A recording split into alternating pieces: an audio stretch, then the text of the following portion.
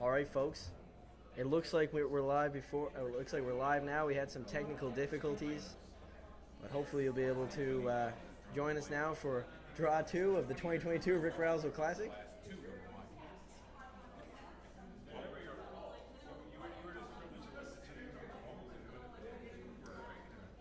And in this Draw 2, our feature sheet today is Team Trent Skanes playing Team Ken Pettigrew. And just to get you caught up from our first end, Corey had a bit of a wall to draw to in the back forefoot. Of course, he elected to play the takeout and made it. So Trent Skanes being forced to one will take a 1-0 lead going into the second end. Ken Pettigrew with the hammer. Joining me here today, I have Nathan Young, skip of Team Nathan Young. Good evening, everybody. Hope everyone's having a great evening on this fine Thursday and excited for the great curling that we have coming up in the Rick Rowsell Classic.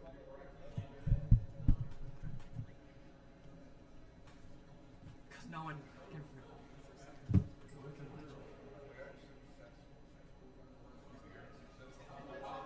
So to introduce you to the teams we have today, of course I said before we have Team Trent Skanes, a new look Team Skanes.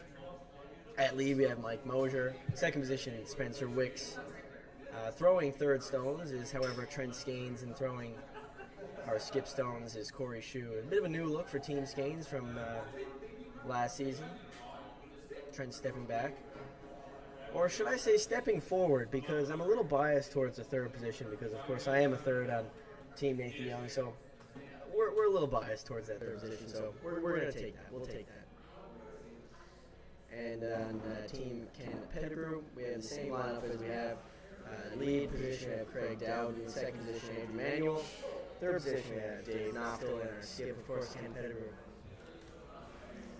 Fun fact about Ken Pettigrew, since Brad's run, since he started his run way back when, around 20 years or so, sort of age of there, Brad, Ken Pettigrew won the provincial tanker in 2006. And represented Newfoundland at the Briar, of course. An amazing experience for anyone who has the opportunity to do it. So just give you a little update on how this end is looking. It looks like Trent's got rock planted on the button, and Ken, of course, trying to find his way at that shot rock. What are you seeing here, Nathan? Well, like we kind of commented on earlier, we knew this was going to be an exciting game right off the bat. Team Skanes and Team Pettigrew can position the stones very well, and they like to get rocks in play. And at the very start of this end, we had, that center line was up. There was a yellow one back button, and that blue one came in a little bit short. It was top 4, but we said it's not shot rock, but that's totally fine. It's a very usable stone, and sure enough, as we can see, we're in the later part of the end. And where's that blue rock now? Right on the button, frozen. Yeah, sometimes you don't want to be shot rock early because it means the other team has more stones to take that rock out. So sometimes you want to get them in a good position that you can use later on, and that's exactly what Team Skanes has done here this end.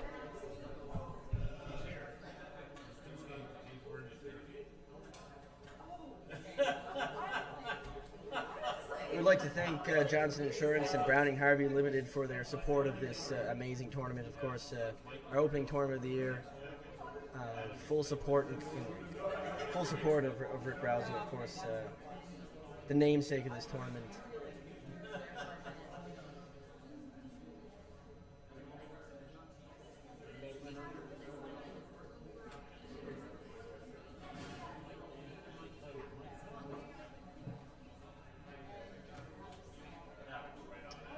So we also have sheets 4 and 5 being occupied in this late Thursday night draw. So on sheet 4, we have the new look of Greg Smith taking on Sean O'Leary, nice junior team here in Newfoundland. And on sheet 5, we have Rod Feltham taking on Dave Thomas from Port aux Basques. And as we mentioned, Port aux Basques, we want to make sure that the people in Port aux Basques know that we're thinking of them in this tough time since Hurricane Fiona went through and devastated a lot of homes. So we're thinking of them in this tough time, and we wish them all the best as they start over and rebuild. So absolutely, that's just Yeah, it's just amazing what happened on the West Coast, and we're just so glad that Dave Thomas and his team are okay, and were able to join us and compete with us this weekend. Yeah. So this is a really interesting situation now. We just saw on Dave Knoftel's last rock, he kind of overcurled a little bit, which opens up the left-hand side of the sheet completely. And as we said, well, not as we said, but, Team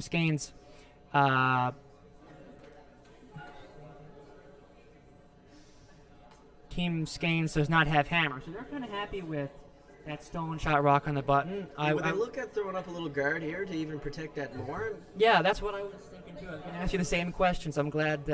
I think a guard there to secure that. Doesn't look like there's much on the right-hand side of the sheet to get that out. So looks like we might be forcing Ken into some type of Hail Mary run back, as they say. Yeah, sometimes in strategy, it can be a good technique to kind of look at the sheet in terms of two sides. And if we look on the right-hand side, it seems to be pretty good for Team Skanes, because it doesn't seem like Team Pettigrew has much of a shot to get the blue one out on the right-hand side of the sheet. So then you look to the left-hand side, and you say, well, okay, what can we do to defend on this side? And in this situation, looks like a guard is the call. And myself and Nathan played in the early draw earlier this evening, and we found that the ice was just absolutely lightning fast. So throwing a guard was no easy task, just as Trent is seeing here now. Pretty close shot. I think they were pretty close to what they were trying, but at least Ken this slash double. Yep. Certainly opens up some options here for Dave. Dave's throwing his last rock here. Oh, pardon me, Dave. Dave very good at throwing the up weights.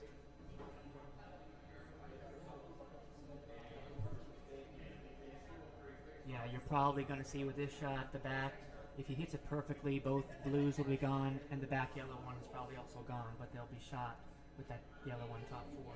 Sure. You could always look at maybe coming in and trying to move around those blue rocks, maybe open up some angles for yourself, but I mean, maybe at this point it's just that's too aggressive.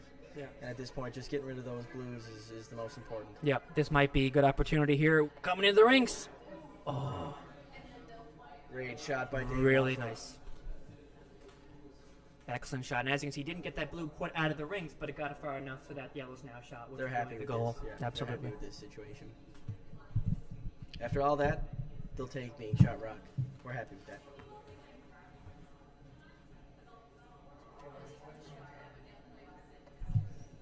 Yeah, so you see kind of Team Skanes ushering there with that short run back on the top to go the yellow onto the blue, onto the yellow. Both the yellows will be gone, and Team Skanes probably will be shot 3. But the 4-foot will be open on the left-hand side for Ken to play that out-turn draw, thanks to that good shot there by Dave Knoftel. So we'll see how these next few rocks play out. And if there's one thing we know for sure about Ken Pettigrew is that he can draw the eyes out of a cat. So he's totally comfortable throwing that draw to the side of the 4-foot. He'll take that.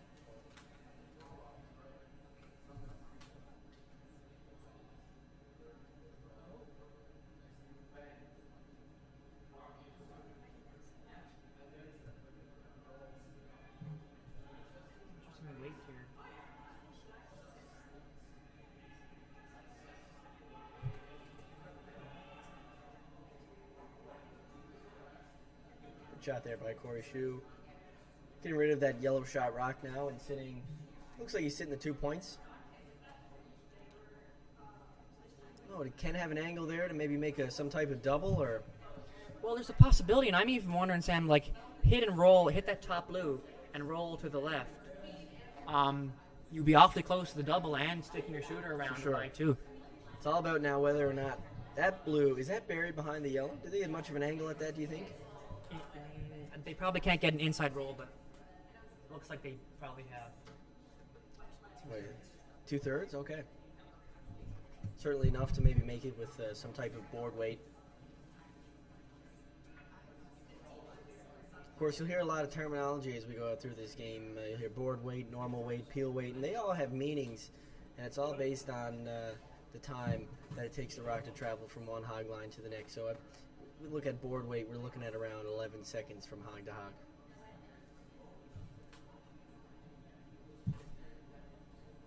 But at this point, I think he's just looking at a draw, so we don't have to worry about any hog to hogs at this point. He's just looking to put a nice draw in there, shot rock. And of course, as we said before, Ken loves those draws, so you can expect a good one out of Ken.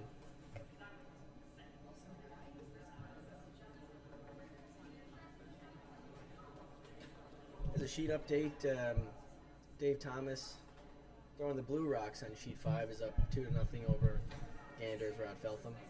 And it looks like we're at a no score on sheet 4 right now.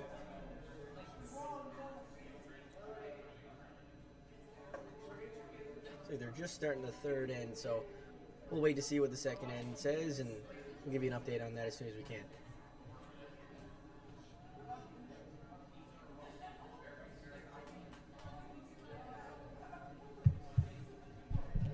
This one kind of hung out there pretty good.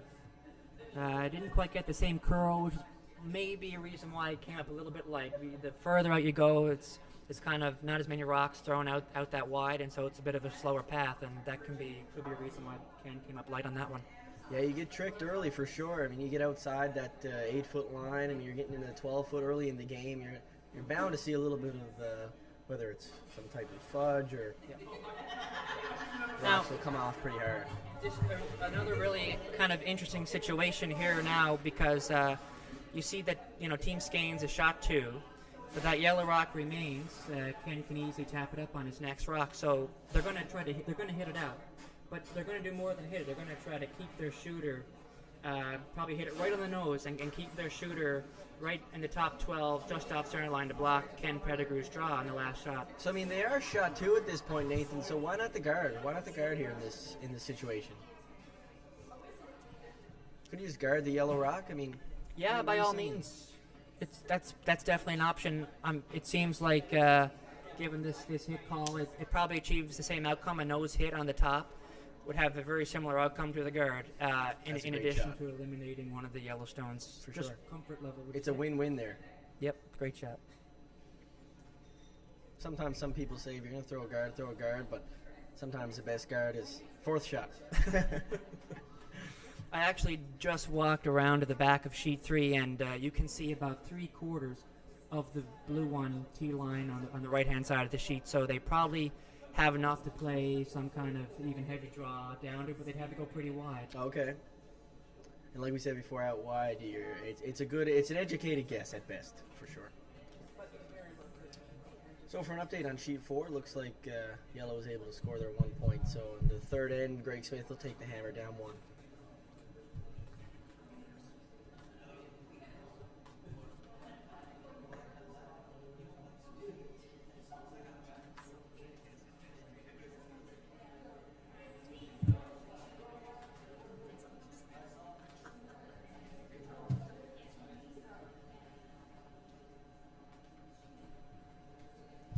So Sam, looks like Ken's going to play that wide out turn draw. Yeah. Actually, probably not that much different of a line than he just threw. No, yeah, I mean, he's going to feel comfortable with this just after having thrown it. Might even look at a couple more options of maybe playing the hit and roll in. Maybe even some type of double, because it'll give him some backing to roll into as opposed to having to roll to just an empty spot in the house. A little more comfort when you're rolling into something as opposed to trying to make a perfect roll to a nothing spot, as they say. Okay, looks like he is going to go for the wide hit and roll. And generally, it's much easier to draw a stone to a spot than it is to hit and roll. But like we were talking about, when you're forced out this wide, it's like Sam said, it's an educated guess at best, and in this case, probably not much of an educated guess at all. It's probably just more of a regular guess. So he's going to go with the hit and roll, keep the weight up, and if he needs to, get the sweepers to hold it out here as he tries to roll in for a shot rock.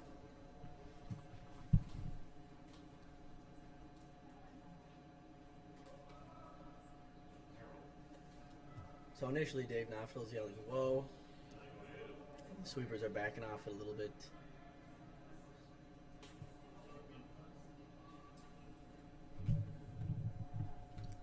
Unfortunate miss there out of Ken Pettigrew, and he will give up a steal 2 to Trent Skeins, taking a 3-0 lead going into the third end. I mean, Nathan, that's what happens though when you get wide. It gets a little unpredictable, especially early in the game, not having seen it. Absolutely, yeah. And I would even say from our game earlier, the ice is getting pretty good curl, but it's pretty release sensitive. If you're ever strong on the release, it'll hang pretty straight on you. And I didn't get a great look at that throw there, but like you said, it's pretty unpredictable out that wide.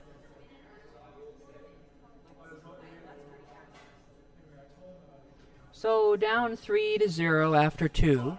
Definitely, the game is certainly not over yet. But if you're Team Pettigrew, what you're approaching this third end? How are you approaching this third end? Well, you know, he's down 3 points, and he's got the hammer, and he's got 6 ends to make something happen here. So, you know, there's certainly no panic. No need to panic at this point, but Ken definitely knows he needs a deuce here is looking real good. So, I mean, you know, he's going to probably look at putting up some corner guards and giving himself an opportunity to tuck some rocks in behind some guards and try to come up with the 2 somehow. Yep.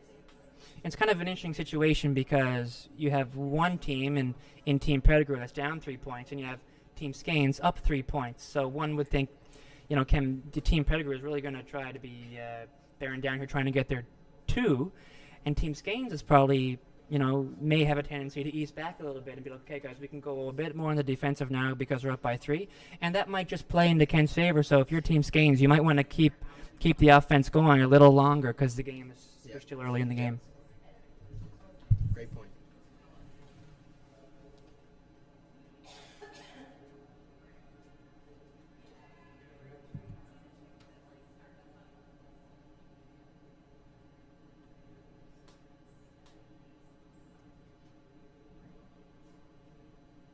So it looks like they're just throwing a rock into the house here.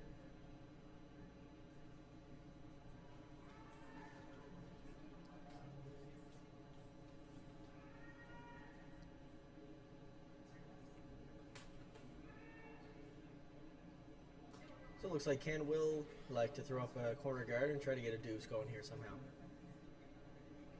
Early in the end, lots of rocks to come. But a corner guard certainly move in the right direction for a deuce.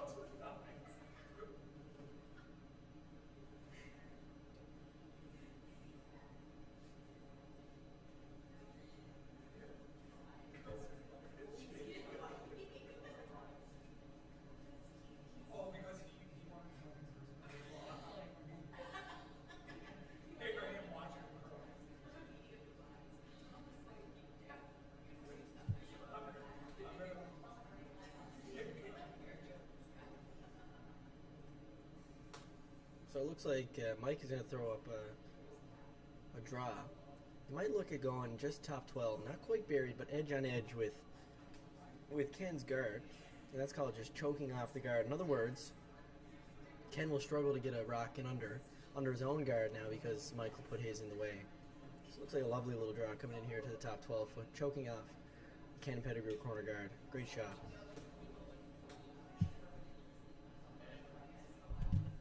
Maybe nice thing to note here, Sam.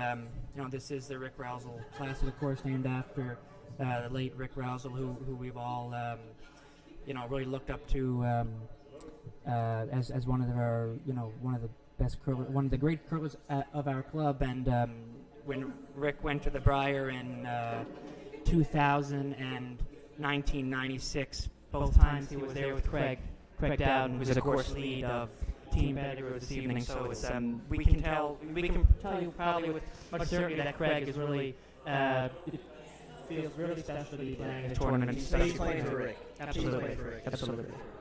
As are many.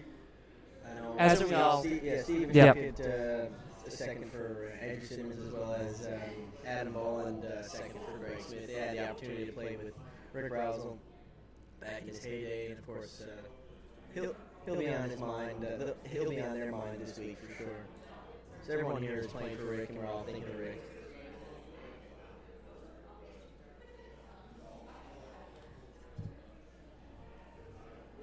Situation here. Fine Team Pettigrew, probably pretty happy with how this end is starting, and maybe weird to say because the rocks are kind of randomly everywhere, but when you're down 3 points, that's kind of what you want. You want some guards up there, you want some rocks in the house, And just like that, that's another guard that's going to be helpful for Team Pettigrew as they try to get their two. They're looking for a momentum shift. They're looking for something different.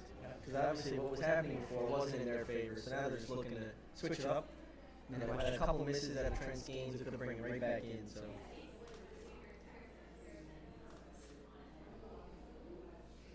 Exactly, Sam, and they get a yellow one buried around that center guard. Now that could be the start of it for them this end.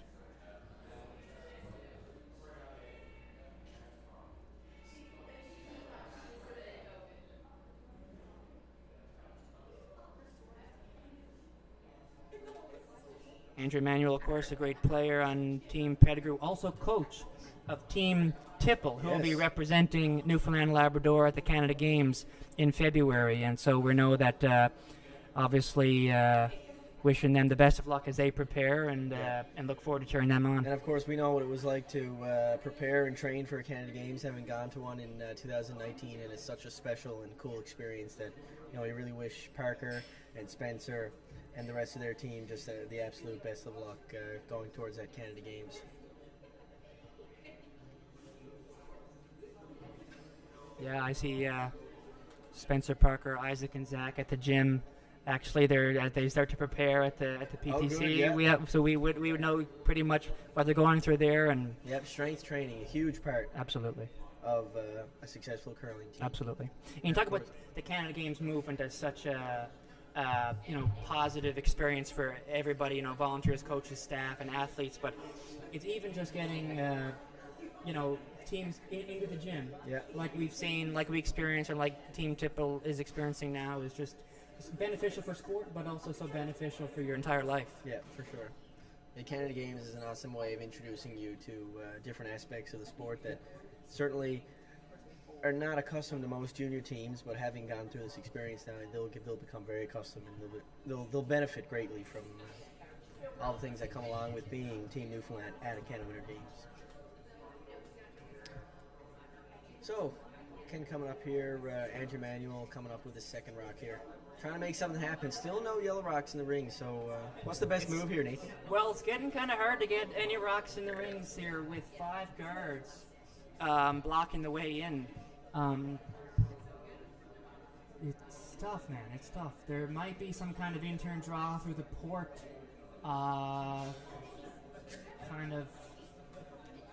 It's Great wall of China up here in the guard zone. So. Yeah. We did start the end by saying, guards are good for Team Pettigrew as they're down by 3. This many guards, probably not a good sign for either team. This is turning into a messy end. And like Devin Hu says, nobody likes a messy curling house.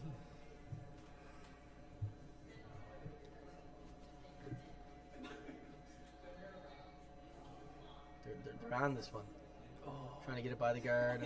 But look at the shooter. Although they hit the guard, this is turning out to be a pretty good shot. Wow. One of those times where you have to just stand up and say to the other team, sorry about that one, boys. Well, not what we meant to do, but we'll take it. Absolutely. So now they managed to get a stone into the 4-foot behind some guards, and it is a blue guard out front, so I would say Team Skanes will be playing some kind of run back with up weight. If they make the run back, great. And if they miss it due to the up weight, they should be able to spill it off and just peel the guard, which is fine as well. Yeah, they're okay with opening it up at this point, being up 3 points. They have a nice cushion there for sure, cushion of comfort. So even giving up a deuce here is Trent's not too worried about that at this point.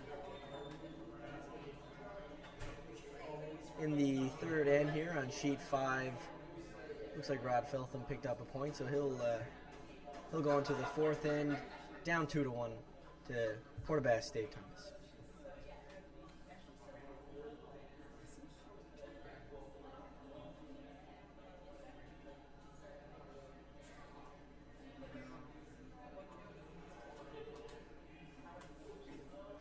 Spencer's on this one, sweeping it hard. He's going to pop off at this one, and we'll lose the guard, but we'll open up the yellow, so we're okay with that. Absolutely, it does a few things. It opens up that yellow for Team Skanes, but it also opens up a a draw path now, more of a draw path for Team Pettigrew. It's tough because if you draw around those guards, obviously you keep the yellow one open there, but I'm not sure you have much of a choice. I think you kind of have to draw in, and Team Skeins will likely make a play on that yellow one in the 4 foot that we see right now because that'll still be open. So, yeah, we'll see. Ken will put this one top 4, top 8 behind the guards. Trent will probably play hit and roll off the yellow one, and if he makes it good, then Ken will probably have some kind of freeze. And if Team Skeins rolls too far, then Ken's in a good situation to lie 2 points. In other words, big shot coming up here by Trent Skeins.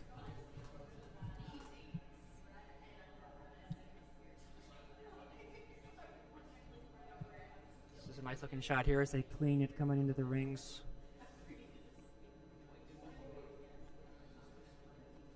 He wants it to stop, but it's going to reach the back 12 foot, leaving Trent Skeins' second and third shot. So with that yellow wide open, it looks like getting rid of that will leave him first, second, and third. Not quite the outcome there Ken wanted. No, and look at that curl. Look at that rock as it came in at the end. Just did not want to stop and really over curled both cards that they were trying to draw under. That's crazy. They say that as a rock curls, the weight comes off, but in that case, it seemed like the more it curled, it just didn't want to. Absolutely. Wouldn't stop. And obviously that yellow one that's wide open, Skeins will be looking to play on that. Probably some kind of hit and roll. So which way would you look at rolling here? You know what? Right in the nose isn't so bad, is it? It's not horrible. It does, however, leave the same shot back for Ken, so looks like a nice shot coming in here by Trent Skeins. Lovely shot. Yeah. Behind cover, leaving the rocks perfectly level. Absolutely. Now, very nice hit and roll. Does leave the freeze for Team Pettigrew. They'll try to snuggle one in there at corner frozen and be shot rock behind the guards. And then, which isn't the end of the world again for Team Skeins. So they're looking at the situation. They'll see Team Pettigrew shot 1. And being up 3, they're fine, absolutely fine to force this end and take hammer back in the evens, up 2. You know, in the beginning of this end, that was probably a part of their team discussions. All right, boys, we're going to go for a force, those type of discussions. So if they happen on that situation, then they will be very happy. They'll think that they accomplished their goal in this third end.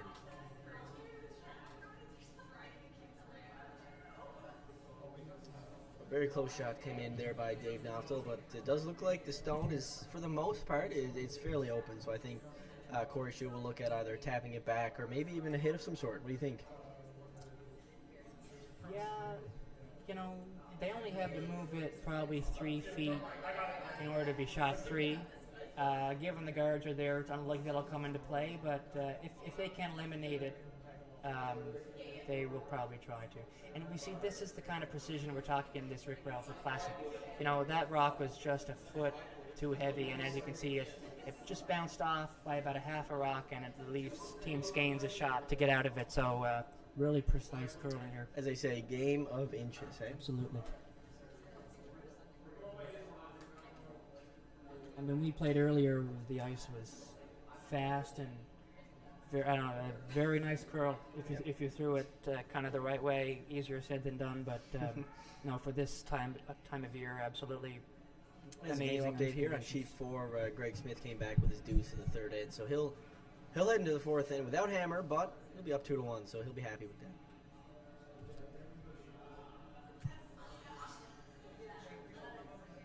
Mike Mosier trying to get this rock to curl.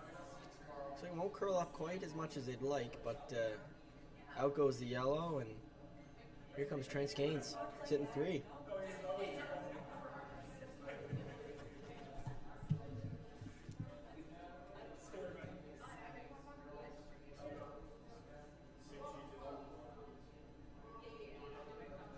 Yeah, it's really been the last few shots, they've really been back and forth.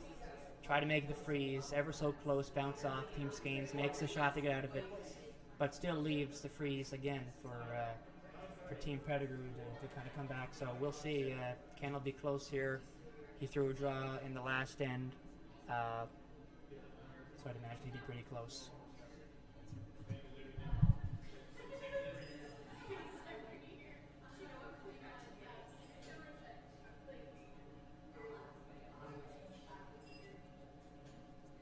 course, here at the St. John's Curling Club, we have our Super League.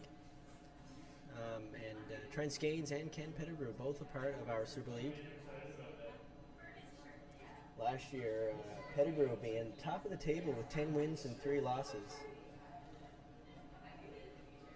So he's comfortable here. In this competition, Ken Pettigrew is comfortable.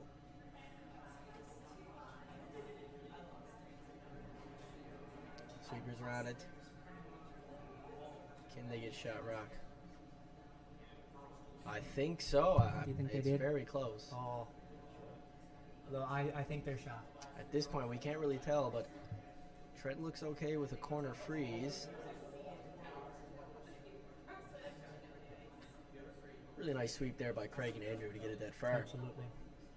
The sweepers play a huge role in making those kind of precise freezes. And as Team Skanes is looking at this situation, you know, yes, Team Pettigrew shot rock. So Team Skanes is probably thinking of a way to force Team Pettigrew to win. And they'd be perfectly fine in the fourth end with Hammer up by 2 points. So that's why you can see them kind of pointing to a guard. Even though Team Pettigrew shot, Team Skanes is saying, look, if we put a guard here, Team Pettigrew has an awfully hard time getting another one in for their second point.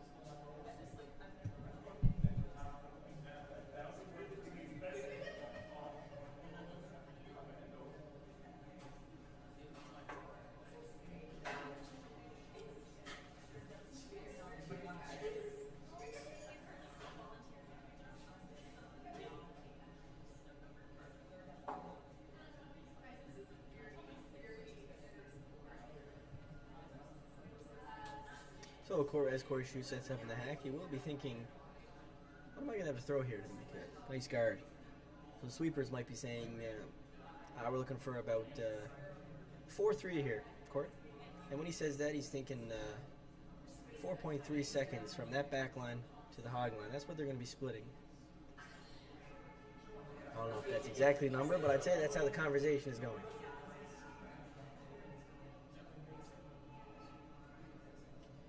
Sweepers are bringing this down the ice here. Corner freeze looks like the call, so it's a shade heavy, but it's coming in there. Sweepers are cleaning it. Sweepers are cleaning it. And now they're backing away. Just rubs the yellow. Might be enough to leave that blue rock shot. They might be 1 and 2 at this point, Trent Skanes. He might be 1 and 2, which could totally change the tide of this game. Ken was looking like a nice deuce coming up there now, but who knows? It might only have a shot for 1 at this point. Dave Knopfler looking over the rocks, trying to get an eye on it. See who might be shot. He didn't indicate which one he thought it was.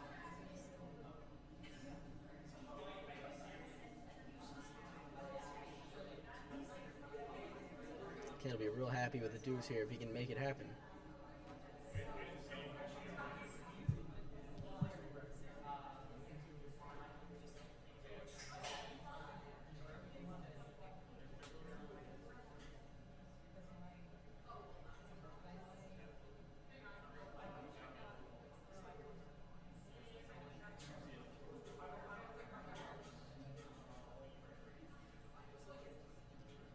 So they're gonna have to get rid of that blue somehow, and it's gonna be whether or not that yellow one is shot rock, or if the blue one in the back 4-foot is shot rock.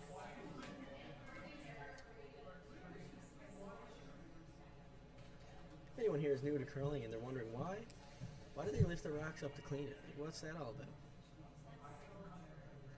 The whole point is to clean the running surface of the rock so that there's no picks as the rock goes down the ice and puts it offline. So as Ken sets up now to throw his shot for 2 points, let's see. So Nathan, as that rock was coming down, as Corey's last rock was coming down, he actually nudged that top yellow on the top 4-foot just a little bit. I don't know whether or not it was enough to not make them shot anymore, but looks like Ken's got a nice one come down here.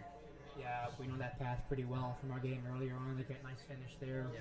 They held the line well. Now to look around the edge to see if they scored the second point. So they got the one locked up for sure. I wouldn't be surprised if they put a stick on this one. Yeah, the stakes are high. You don't want to chance it here. Oh, they're moving away. That might mean a deuce for Ken. Dave's going to put up the score here. And it is the 2 points for Ken Pettigrew to Trent will take his 3-2 lead going into the fourth end with hammer. It's like we said earlier, although Ken came back with a 2, it is a momentum changer, but we did say Trent would be happy with this. And he's taking his 1 point lead. He'll take his hammer, and he's in the even ends. Absolutely. It's as good as it gets, really, hey? Absolutely, yeah. Like you say, both teams are happy at this point in time. Team Pettigrew, excuse me, after just, of course, scoring their 2 points. And Team Skanes, of course, up 1 with hammer in an even end. So both teams very much pleased with the situation, and still a lot of game left here.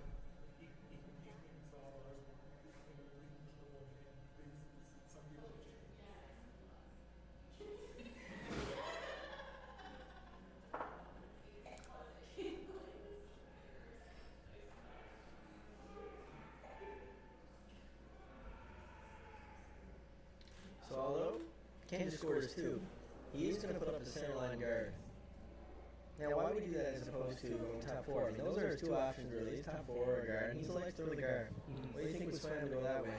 Absolutely. Well, you see the score is still 3-2. Team Pettigrew is still down by 1 point, so they have to keep some kind of aggressive play going, and so that guard is it does a few things. One, it's something that Team Pettigrew can use to draw around later. Second, it may entice Team Skanes to draw around, as we're seeing right now. And if it ends up to go too deep, or perhaps a little over curl and rack the guard, all of a sudden there's an opportunity for Team Pettigrew to either draw down to it or draw around it. So definitely keep some options alive. And it's still so early in the end. You just want to get a few rocks in position to use later on. Looks like Mike is going to come around here. Yeah, with a little bit of an over curl. It almost acts as a corner guard for Team Skanes, and so they'll definitely draw around. But like we just said, it's quick ice out there, or slides a little bit too deep. Wouldn't be surprised Team Pettigrew threw another guard. Oh, hey. Maybe. Get one in a bit of a better position. Yeah. He could look at maybe drawing in and getting securing that shot rock position, or he could look at going full offense and pop another guard up there. Although that would give him options, that's a very offensive move to make early in this game, early in this end.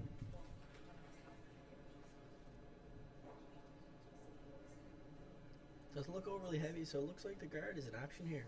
Yeah, this rock is hanging out just like Ken's did in the second end, but it looks like Andrew Manuel is really able to carve it back to the center line, and that's in a much better position.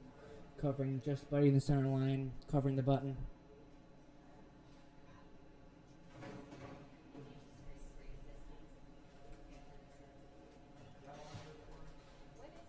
I kind of like drawing around the right-hand side yellow here. Yeah, that's what Trent will end up deciding here for a few reasons. One, it kind of keeps the play a little bit off center line, which is kind of what you want when you have hammer, because you'll always keep that center open in case you have a draw there on your last rock.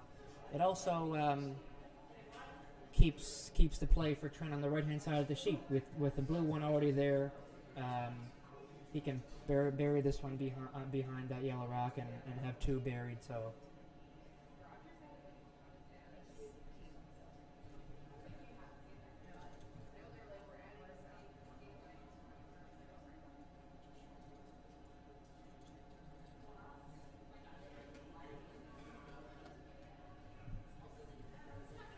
It was a good guess there by Mike and the sweepers, but like we say, when you have to go out wide like that, it can be a bit of a guess.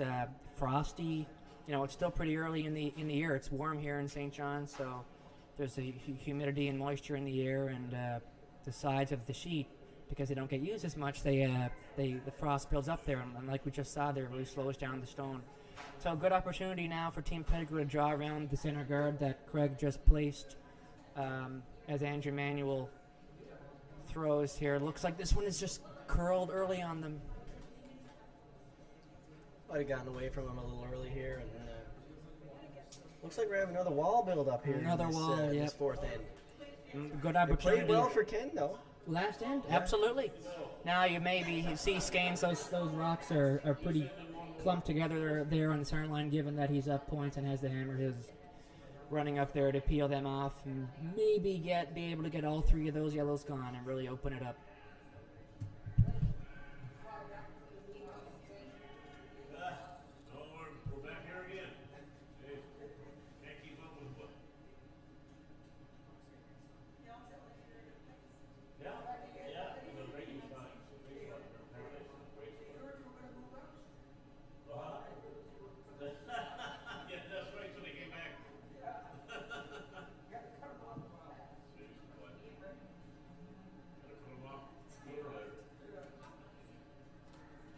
So now with a couple too many guards up there, Trent is going to look at maybe getting rid of some of those.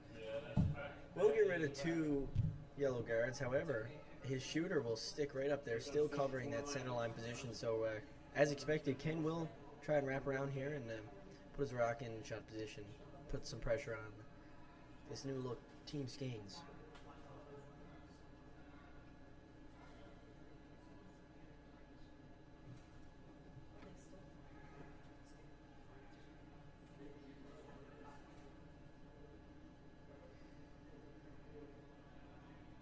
I had to imagine they'd be pretty close on this stone after just throwing the last one. Not sure what happened on the last one. Might have grabbed some debris. Really curled early on him, but you can see here now. Trying to hold the line here. Holding the line well. Oh, just tick. He will just get a rub there, and his shooter will stay out in the left side guard zone, leaving Trent somewhat of a corner if he wanted to use it. But it looks like that draw path is pretty ugly at this point. The drop path is non-existent there. It's not possible to get to the button, so that's definitely concerning if your team gains. You can see Corey maybe looking at getting rid of some of those guards because, like Nathan said, this is pretty concerning at this point for sure. Yeah. It's difficult to decide which one you go to. Like if you go to the top ones, maybe you get all the guards, maybe you don't. You might end up leaving one on the center line there. Which one do you think is most hurtful to Team Skeins now? Well, you got to look at it as what's in my way right now. And it looks like that yellow for sure is in the way of his draw path. Yeah. And the blues on the other side are guarding his blue. So, you know, he might want to leave those just as some type of protection. So at this point, I think the one most in his way would definitely be that yellow rock. So it looks like they're going to try and take care of that somehow. Maybe even roll into the rings. Doesn't look like he's throwing peel weight, so he might look at hitting and rolling into the rings, maybe sit 1 and 2. Nice call. You know, at the end of the day, you're going to end up peeling the guard out, but you play more tactical weight to keep the shooter around in the house, so you kind of get a 2 and 1. This is hanging. He'll end up to hit it on the nose. And as Nathan mentioned before, if this ice is just so incredibly release sensitive that even there's the slightest of outward motions that you wouldn't even feel will really hold that rock straight. And unfortunately, as we saw there, we got a nose hit out of it as opposed to a peel or a hit and roll. So not quite the outcome Spencer was looking for there, but certainly lots of rocks left in this end to get some momentum and offense going.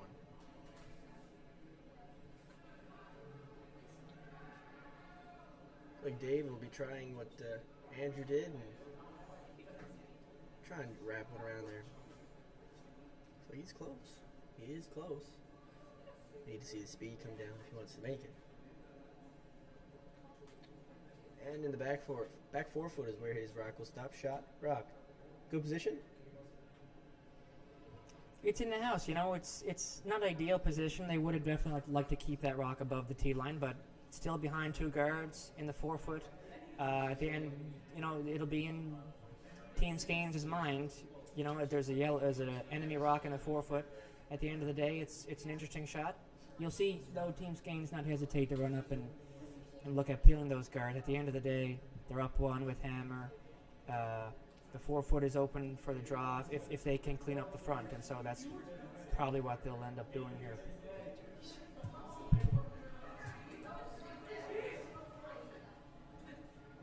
So although those guards were working in their favor before, now they got to go. So we'll hopefully see Trent Skeins make a couple of those guards go away and reveal that yellow rock. Yeah, it does not take long. Or it doesn't take much for rocks that were helping you to start hurting you a few rocks later. That's right, yeah. And a fun fact here about Trent. Like I said before, Brad started his run to multiple Briars 20 years ago or so now at this point. But and he hasn't been beaten much. I'd say his record is fairly clean. However, I'm not sure what year it was, but Trent actually did beat Brad. Unfortunately, it wasn't a final, so there was no Briar appearance there, but in the round robin, Brad was beaten by Trent, so an accomplishment not seen by many here in the province. Not seen by many in the world. So Dave is going to look here to maybe lock one on to where he just did. But it looks like he has similar weight, so unfortunately sweepers can't do much with this one. But he will, however, lock one on and still sit 2, buried, but just not quite the position you want it there. No, it's not ideal position. Again, it's behind T-line, but what is better about that shot and the previous shot is that he's frozen onto his own right now, so that the rock that Dave just threw is not going anywhere, at least for a few stones. Yeah, it's going to take at least 2 to get that one out of there. So, although not ideal, like Nathan said, Ken will be okay with that. He'll take it.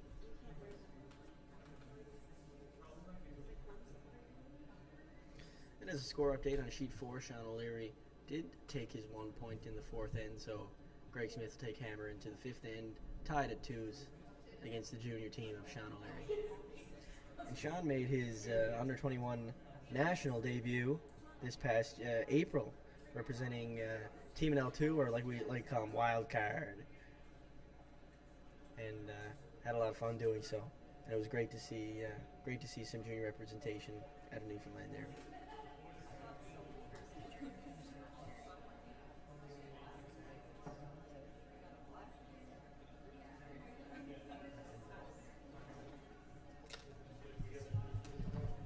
Yeah, Sam, it's great to see so many junior teams participating in this year's Rick Rowsell Classic. Of course, our team, and then Team O'Leary, and also Team Quinlan playing in this year's event. And so it's really great to see all these young teams coming up out of Newfoundland and Labrador. And they all start at about the same spot, and that would be Saturday morning curling. Little Rocks program. Myself and Nathan both came up through Saturday morning Little Rocks, and it's we're very proud of that, of what that program means to Newfoundlanders and Labradorians who have experience in curling. It's certainly the beginning of what can really be a great future for curling. Absolutely, and what a sustainable program, as you have, ourselves who started there when we were 4 or 5 years old, and we go through the program, and now what do? We still go to Saturday morning curling, not as young curlers anymore, but as coaches and instructors. So it's really a passionate group. It's special. Yeah, it is. To really be able to give back and thank those who led us up through curling through the years. I mean, we've been at this now. This is our 15th year curling each. So 30 years experience here if you put us together. But it all starts at that Little Rocks program, and it really is such a great program. So absolutely. We hope to see that thrive and get even better as in the years to come. And it's not too late to sign up for our Saturday morning curling program. If you go to stjohnscurlingclub.com. And as we said before, Ken Pettigrew can draw the eyes out of a cat. And of course, he just put a lovely rock in there and really gives Trent a tough time getting his deuce, coming back with his deuce. But I think he'll take his 1 and take his 2-point lead. He'll be fine with that. In the even end. Yeah. Scoring here is key. Absolutely. And it's interesting because as we look at the house, the left-hand side of the button is open, but if you see that blue guard, and as we were talking about earlier in these end, those guards, they were blocking off that draw path. And as you can see, we get to the end of the end, and those rocks are kind of coming to bite you. So we see the importance of identifying that earlier, and as also Team Skeins did notice this. Remember on Spencer's rock, it just nosed. It didn't quite roll into the rings, and as you can see, that stone is still there. Yep. Every shot matters, as a perfect example here. So this is a great example of a potential force to 1, and for those of you who are unfamiliar with that terminology, that just means when you have the hammer, but the only thing you can do is take the 1 point. So the other team is forcing the team with hammer to take the 1 point. So we just shorten that and call it a force to 1. So Ken Pettigrew will be very happy forcing Trent to 1 in this end.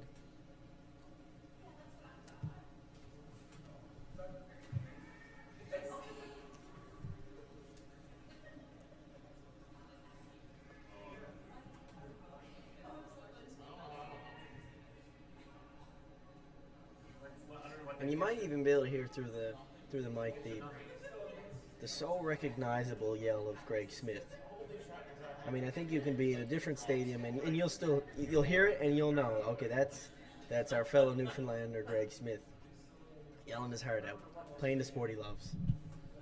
Absolutely, and obviously Team Greg Smith just competed at the PointsBet Invitational in Fredericton, Alberta, and always great to see our fellow competitors and club mates and Newfoundland Labradorians on TV. So that was really fun and a great experience. You know, we came up against a very good Matt Dunstone, and we had the opportunity to play him at our first bar this past year in Lethbridge, Alberta, and he is quite good.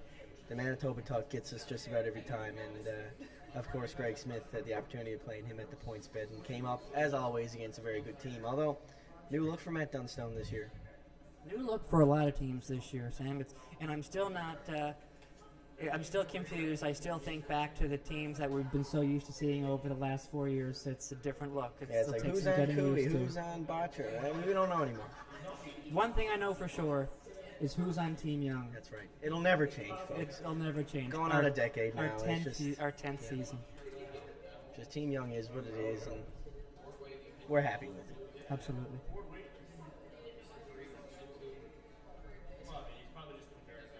For anybody watching in the St. John's region, feel free to stop by the St. John's Curling Club and watch this curling live. For sure. The club is open. Welcome to anyone who would like to view this good curling as we start this season. So absolutely stop by. We want to fill it up, fill the place. Or of course, if you want to stay online listening to the great commentary that will be provided. Yeah, we're happy to join you here online. It's our pleasure. So, coming into the end of the fourth end here, Trent's gained still shot rock. Ken Pettigrew looks like he's sitting second and third, and Trent with the fourth rock position here as well. He's in tough for his due, so I will admit he's in tough, but never say never.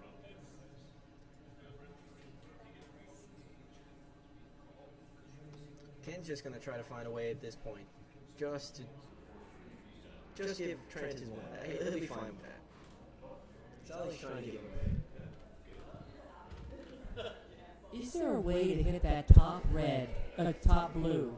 So as you can kind of see, the angle of that yellow onto the blue on the button is just so that I think if you could possibly hit it, the blue one on the button should slip out of the rings, and all of a sudden, if the yellow is shot too, which would really put the pressure on. That would play some pretty lightweight at that. You think you'd be able to move off?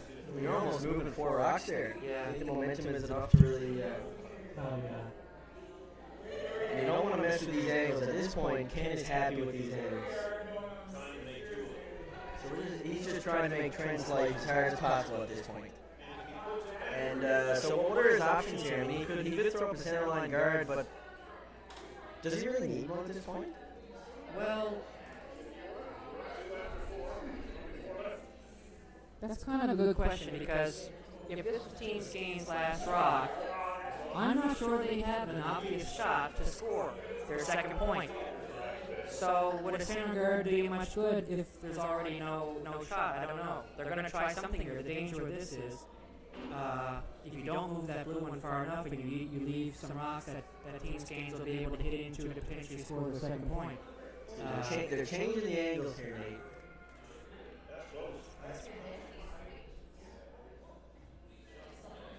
It looks like he might have got shot rock out of that, Nate. Shot. Looks like yellow shot, but is it possible to play the out turn tap for 2? Probably. Is it for 3? Is Trent third shot there? Or fourth shot, I guess, at this point? No, it looks like just like it's for 2 at this point.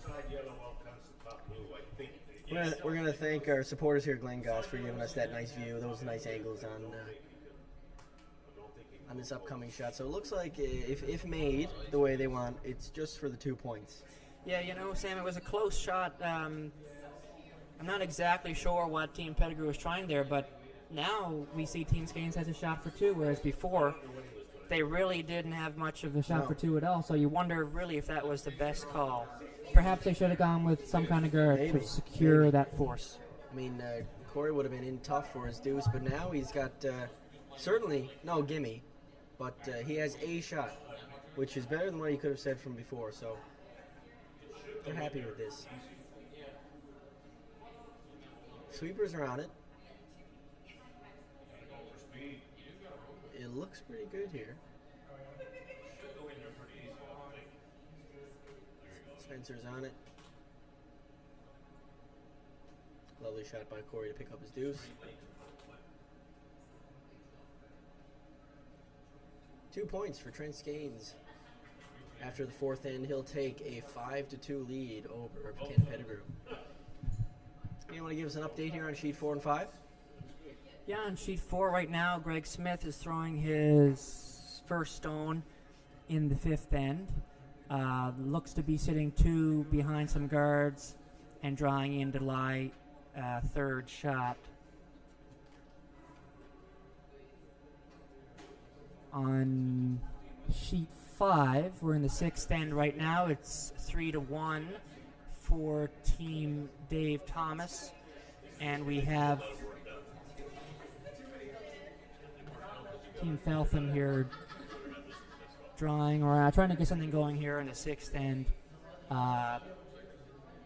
We'll keep you guys updated throughout the game.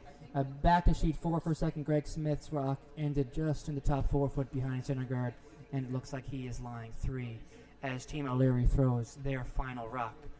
And let's remember that Team Smith does have hammer, so we'll keep you guys posted. And if you're interested at all in keeping up with Team Greg Smith, he does have his Facebook page live. So if you'd love to see a little more closer look at what Greg Smith is up to right now, his Facebook page is live. Great game going on there on sheet 4 between the experienced Greg Smith and the juniors, Sean O'Leary.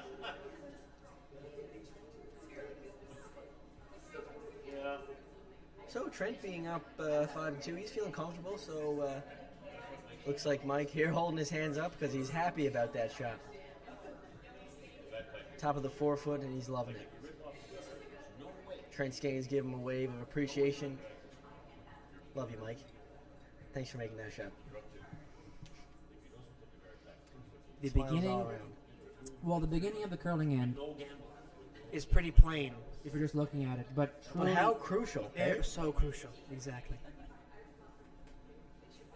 And sometimes leads don't get quite enough respect as they deserve, because without leads, you're not getting a setup. And without a setup, you're not getting very far. Absolutely. It makes it harder. The second has more difficult shots. The third likely has more difficult shots, and the skip also has more difficult shots.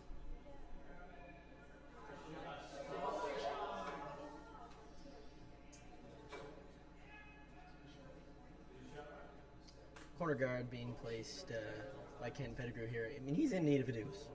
Absolutely. We're in a similar situation to where we were 2 ends ago.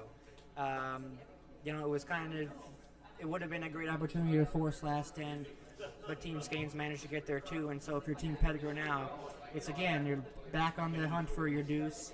In the fifth end, kind of getting late in the game here now, you definitely want to enter the sixth end in a position that you can prepare yourself to have hammer at least in the eighth end. And So we were lucky enough to get some chats in with Toby McDonald at the 2022 Briar.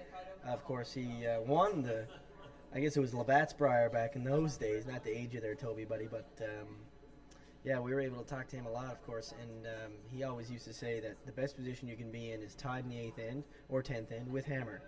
So that's going to be Ken's goal here, somehow to find his way into the 8th end with hammer, tied up. absolutely. That's the game plan. Anything better is great, of course.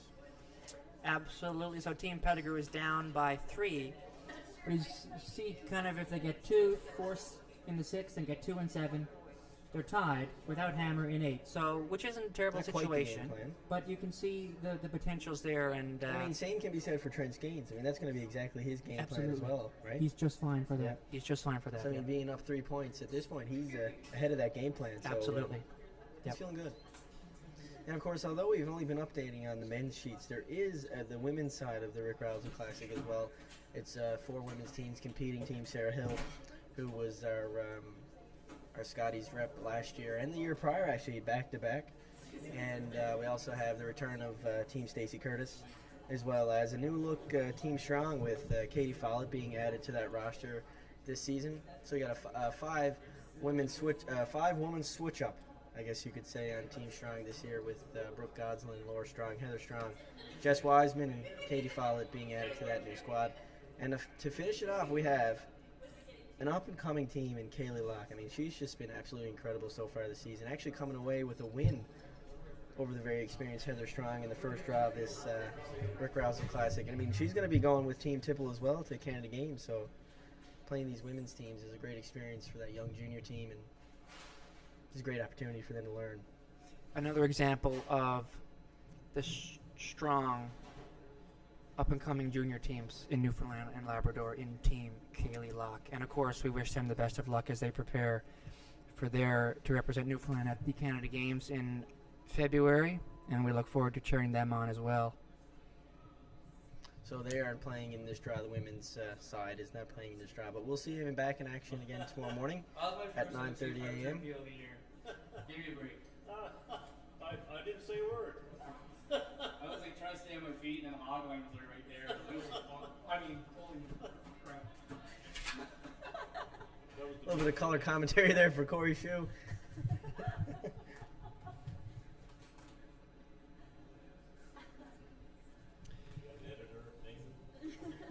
No editing here, so you get it as it is. So a really classic set start to an end. When you're down by 3 points, we often see, the team that's down by 3, in this case Team Pettigrew, they have the hammer, they're trying to get some corner guards set up. In the meantime, Team Scanes keeps piling up the center, and which they've done very well to start. So Ken will try now to just hit and roll behind his corner guards. In doing so, he'll do 2 things. One, he'll get a rock behind his corner guards, and he'll also start to clear up the middle. And so we'll see as Andrew So with a good hit and roll under here, Ken wants to be thinking he's nicely set up early in the end for a good 2 points, and that's exactly what he's looking for. So Dave Nofta here on the curl sweep. He's trying to get it to finish up a little bit, so a little bit of a roll too far there. Is he going to stick around? He did stick around. I would think Team Scanes will hit that one on the side. Do you think Trent will be really worried about this rock at that point? I wouldn't say he's worried about it, but given that he's up 3 points, he's just playing defensive here. He has one in the house already, and this probably, So would you say he's probably playing search and destroy at this point? Definitely, if he can. Now, we do see him, again, trying to,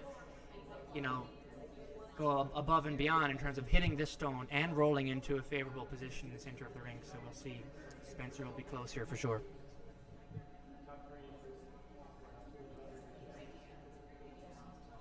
Spencer Wicks, of course, the current president of the St. John's Curling Association.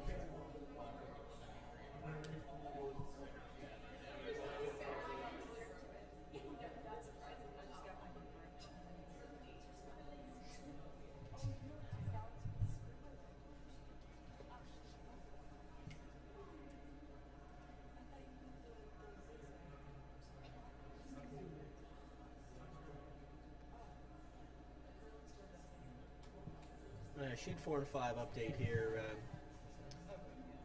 Looks as though Greg Smith was forced to a single point in the 5th end, so he'll take a 3-2 lead going into the 6th end without hammer.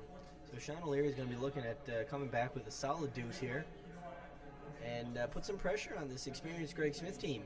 And on the fifth sheet, one more over, we're looking at a 3-1 lead for Portabass Dave Thomas over Gander's Rod Feltham. So Rod Feltham taking the hammer into the 6th end. Again, trying to make a deuce happen. It looks like deuces are trying to be made all over the curling club today. So, for sure, but as we look across the sheets here tonight, the scores are all generally pretty close, which reflects, the real competitiveness of this field. And it's still early in the year. Everyone is still, kind of working off the rust and but certainly a very competitive field here, and lots of good curling left to come over the weekend. Massive shout out again to Johnson Insurance and Browning Harvey Limited for their support of this event, and especially the cause. I'm in memory of a great man, and they even this year actually is something special for this event. They've named a sportsmanship award after the late Rick Rowsell, of course. A great man, an even better curler, and a fierce competitor.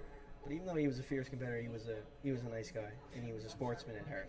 Well, we can say, I'm sure we didn't, being so young, we didn't get to know Rick as well as some of the other members here. So as we have different commentators throughout the week, I'm sure we'll have some people who've really, gotten to know Rick very well over the years, but just a great tribute to him, and just a real good representation of the impact he's had on the curling club, and the legacy that lives on in this tournament every single year.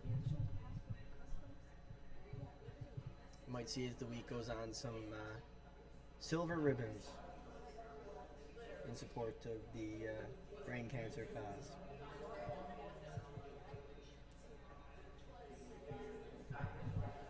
Bit of an interesting look now. Those corner guards are still there for Team Pettigrew, which is positive. They try now with the hit and roll. Oh, a really nice shot here. So, Dave Knopfel just made a beautiful hit and roll behind the corner guards. He may have left some exposed on the wide side, but doesn't seem that way. It looks like he's pretty buried, so that'll not really leave Team Skanes any choice but to go behind. That's exactly what Ken's looking for here. Absolutely. With his two corner guards, he was looking for that one opportunity to get something in under and really create some offensive here. Now, Sam, there's two guards guarding that rock in the 8-foot. If you're Team Skanes, why don't you just draw around your blue center guard? Well, I think being up points at this time, Trent's not looking to create much offense. He's not looking for any extra points. He'll take them if he needs them and if they're presented to him.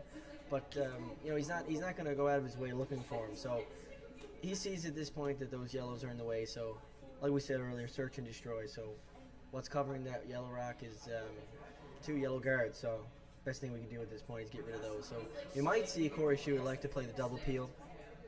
But they seem to be contemplating some options. But it does look like maybe even the single peel might be the call. Yeah, and we can remember what you said last end, actually. Just ask yourself, what's in the way at this time? And right now, those guards are in the way of hitting that yellow rock out, so that is why we see the peel coming here from Trent. Now, though there's two yellow guards here, some teams may be baited into trying a fancy double peel, but by peeling off just the short one, given the amount of curl on this ice surface, as Trent just made that very nice peel, given the amount of curl on this ice surface, you can now play, hack weight and hit that yellow rock out of the rings. So they didn't need to play the double peel. They just had to play the single, knowing that if they throw the right weight, they can get that yellow rock out. So Dave going to look to sink one maybe behind the center line guard. Pick up his 2 spot. And he's going to try to hold that for as long as he can and pick up the 2 points. Yeah, I wondered actually if Team Pettigrew might draw another rock around the corner guard. I think if that yellow rock in the rings was closer to the tee line and allowed a bit more space, you might see them do that, but I think it's probably a bit too high for them to draw the second one around, so they're going to go around the center guard. It's like they're sweeping this one hard to try to get second shot. Will they be able to do it? Yes, they can. What a great sweep there by Andrew Manuel and Craig Dowd. Sweep. That's a kind of sweep where you say, you have a nice pat in the back to your sweeper, and you thank him for that one. Maybe you might buy him a beer after that one. Absolutely. They really make a difference, sweepers, don't they? Yep. They really integral part to every single rock. A good sweeper, carries the rock an extra 4 feet maybe? What are they saying these days? It's hard to... Many different numbers are thrown around, but probably 4 to 6 feet. Yeah. Then you get a good set of sweepers. Could make a huge difference in the outcome of your rock. And without them, that might even not even reach the house. Exactly. So, Yep. huge support from your sweepers. They're so crucial to this game.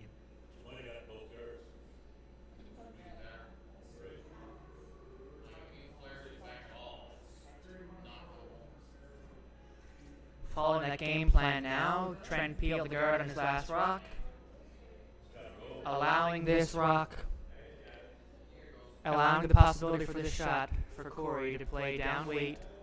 Oh, he just hung out. Will they get the yellow? The yellow one stays. The shooter rolls out of the rings.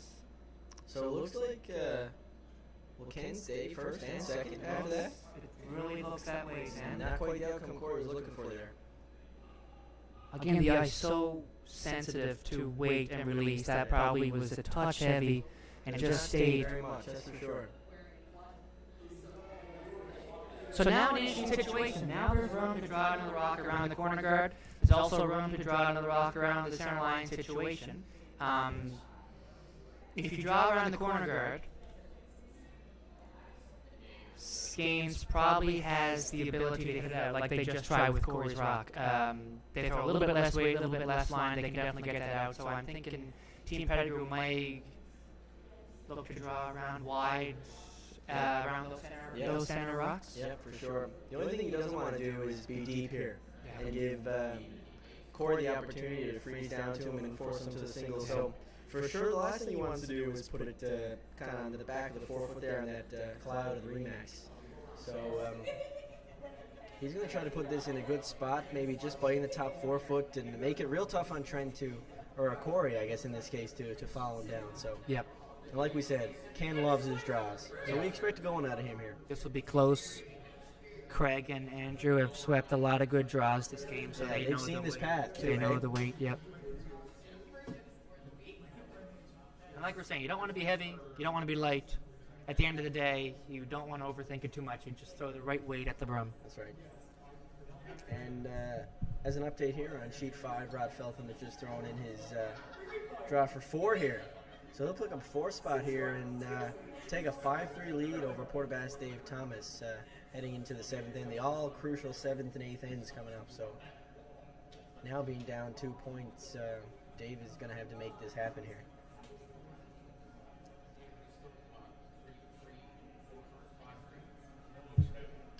So this rock's coming in here. Sweeper Craig's- staying close, but it's yeah. not getting the curl. So Dave is throwing in the audible there to bring it to the back of the house. But unfortunately, as I said before, the last place you want is that back 4-foot because it opens up the freeze opportunity to Corey. Well, and once you know it's going to be behind T line, normally you see those sweepers start to pound it right away and drag it back as far as they can go so that it's A lot of space. They want Absolutely, space yeah. at that point. Yeah. And why would they want space, though? Well, we know that because the rock is behind T-line, Team Skanes is going to freeze to it. Right. And so if that rock is right behind the button, right behind the pin, and Team Skanes freezes, all of a sudden they're covering the pin. The further that rock goes back in the rings, it brings the freeze further back in the rings and ultimately leaves a bigger scoring area for Team Pettigrew. Yeah, for sure.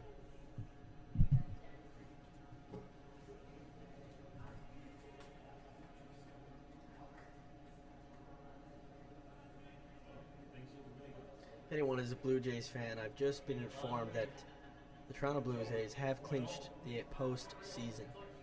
So if anyone's we got any Blue Jays fans in the house, let's hear it for the Blue Jays.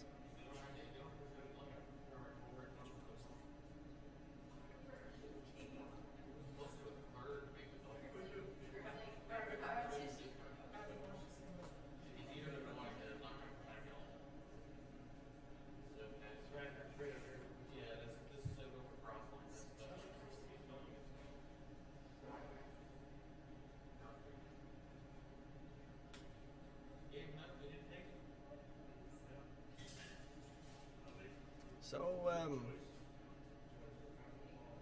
it looks like Kane's got his 1 point locked up here, Nathan. And if he's second shot, he's going to have a draw for 3. I don't think he'll ever elect to throw that double out wide because for 2 reasons. One is he's going to be tough to score with a shooter because he's going to have to hit it broom side or as they say, high side. So he's probably going to roll out. So that's no good to him. But and it's so wide that, like we said, it gets unpredictable at that far. So he's not going to want to flirt with that, especially when 2 points are on the line. So we'll probably see Ken just draw into the. Well, all he's got to do is bite the 8-foot, and he's got his 2 points locked up, and maybe even the 3rd. Same path he just threw. Either way, with a make here, Ken is going to be real happy with either being down 1 point or he might even tie the game here. Pretty sure this is a draw for 3 here, Sam, so This is huge. that would be a very big end for sure. So as Ken's final rock comes down the ice, the sweepers are cleaning it. Normally a good sign that we got some good weight coming down. They're backing off, but that rock's got lots of backing, so they're not worried.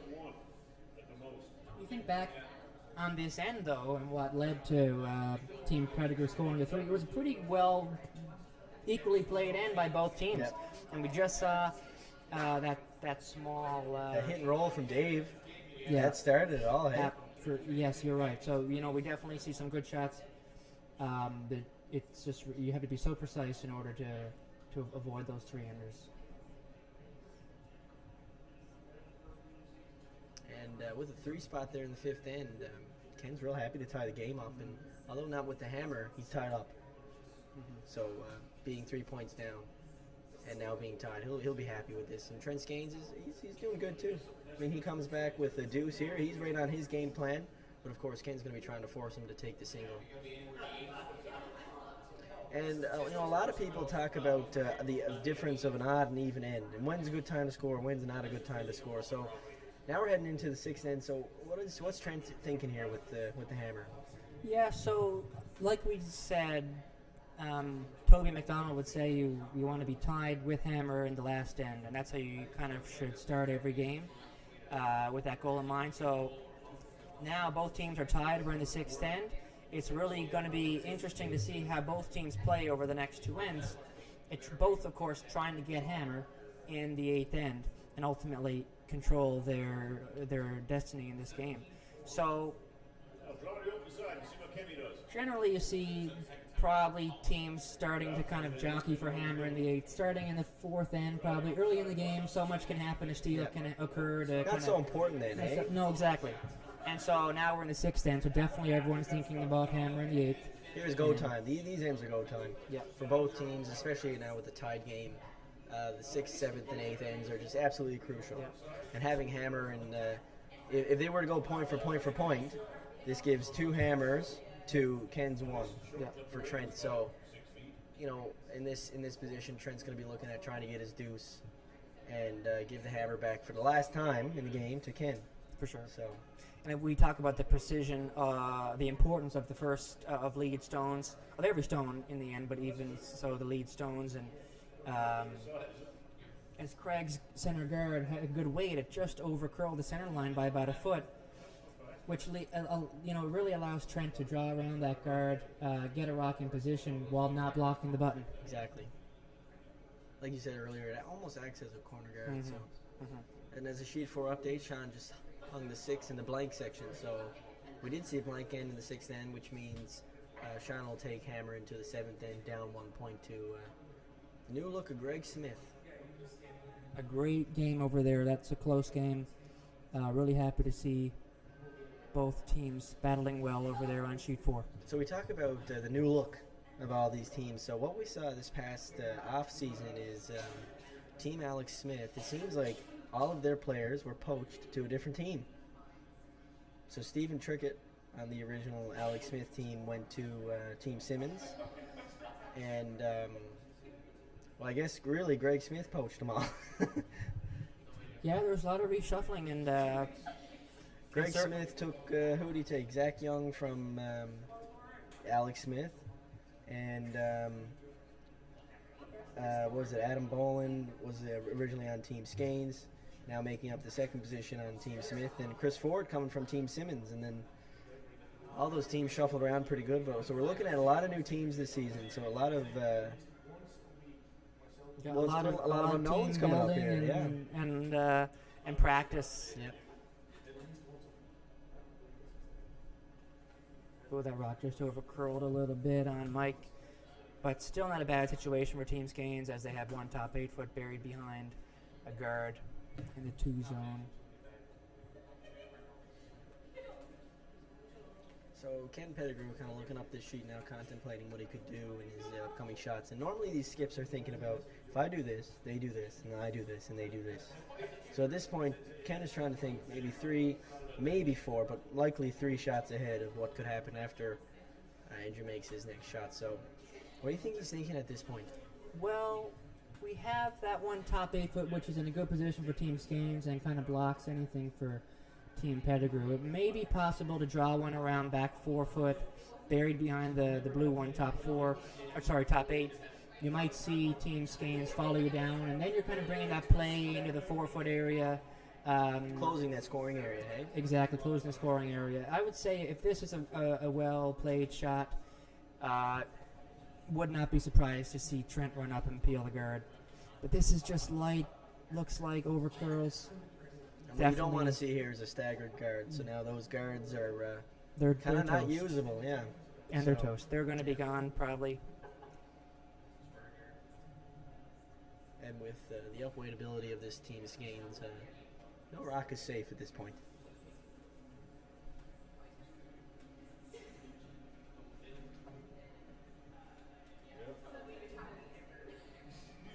Absolutely.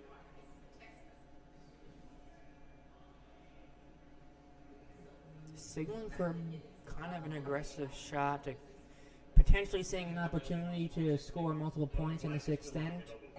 Team Skeins looking to draw another one in the house. Keeping those center guards in play.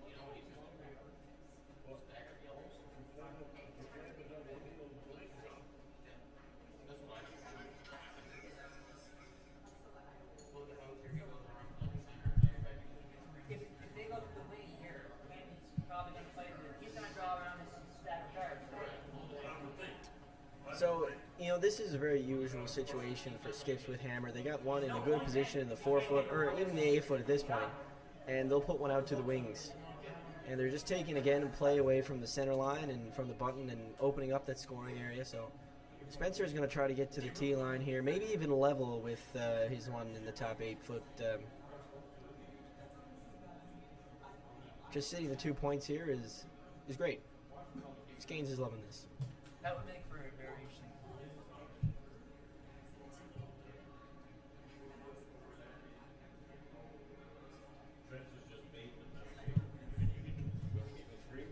Some really interesting discussion here. Behind the glass, we were probably thinking to peel those guards, and then the blank would have been on. You can kind of take hammer into the 7th end. If you score your 2, you're up 2. In 8 without hammer, you don't have the hammer, but you're up by 2 points, which is still a good situation. And Team Skeins decided to draw to the wing. So he's more interested in maybe trying to get his deuce here. Seems like they're going for a score here in the 6th end, which we said is not bad. Yeah, It keeps hammering even ends. Exactly. It's interesting. You throw 2 center guards and you throw a hit to the wings. That's gone. We kind of were thinking if Trent played the draw to the wing, Team Pettigrew would again try to draw around their staggered center guards. Instead, they opted for the hit and roll, and just over curl, you'll see Team Skeins draw another one to the wing. And as we run out of stones in this end, eventually Team Pettigrew will not have a choice but to draw around their staggered center guards. And if they make it good, Team Skeins is all of a sudden under a lot of pressure. They might be wishing that they peeled those guards earlier when they had the chance.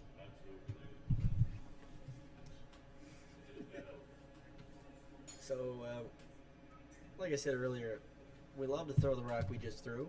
So Spencer's getting a look at a rock he just threw. So he's going to try to put that draw back, and we're going to be looking at the same situation from Team Pettigrew. It looks like we have a better rock coming down here from Spencer Wicks, and it's got some better distance into the house. Right into the back 12 foot. Great spot. Great spot. So we're forcing, Trent seems to be forcing Ken Pettigrew into the draw. And he's going to try to get a steal happening now. I guess he's kind of forced into trying to make the steal happen. And we see, like, Pettigrew is forced into playing this draw because that rock finished in the back 12 foot. There is no hit and roll anymore. If Ken tries to hit the back blue one and roll, it's so far back in the rings he's going to end up rolling out of the rings. And so the only way to get a good rock in position now is to ignore all the blues and draw around the 2 centers. If he makes it, really good for his team as he puts pressure on Team Skeins, but if it's off at all, that'll play very well into Team Skeins' strategy as they try to score a big end in the 6th. So the weight looks pretty good, but it's all about the line here.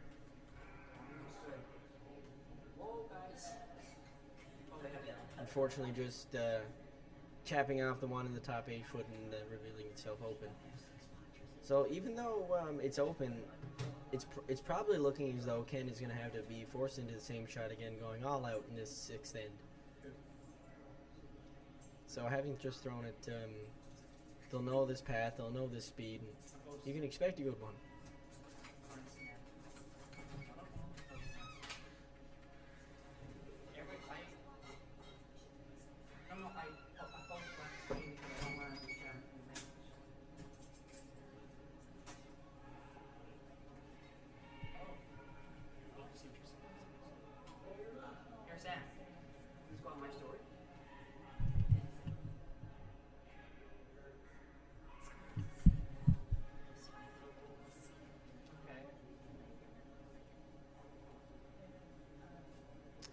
So going for the open takeout, it looks like it might have been a little tight and might have grabbed, but either way, it was on the top guards, and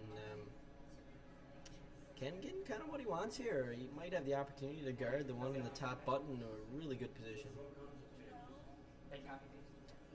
Amazing how much can change in just one rock.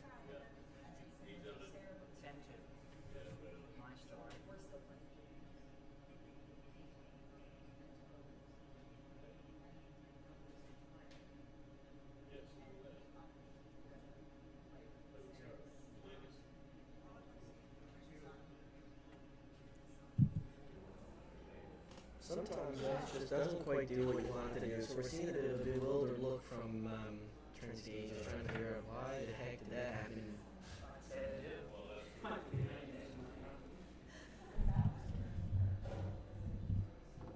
Sometimes, as much as you think you might know the ice says, don't think so. Those stones at the back of the house, they're dangerous. Oh yeah, they always come. Ken almost fall there, but he saved himself. Those rocks always get in your way as a skip. So it looks like Ken's elected to play dry here. Maybe create some type of what they call a Christmas tree in the house. So Christmas tree is almost 3 rocks kind of angled, not quite fully buried one after the other, but on a bit of an angle, a slope going down the sheet, making it hard to freeze, making it hard to hit and roll. Christmas tree is always very ideal.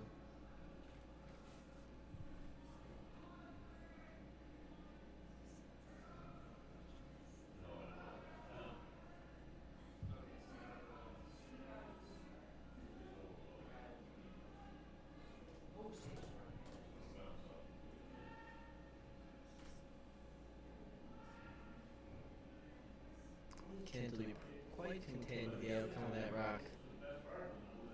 Not quite exactly the outcome they were looking for there, but bad.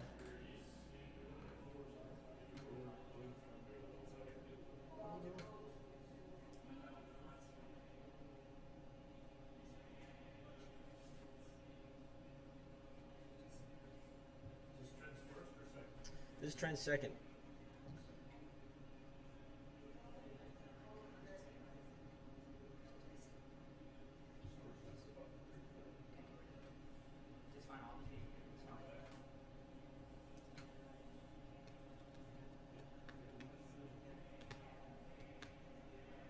So they're going to try to move around these angles a little bit, maybe even look at a double of some sort, but they got to move around these angles, or else they're going to be in tough to score here, and that's not the position they want to find themselves in, especially so late in the crucial stages of this end.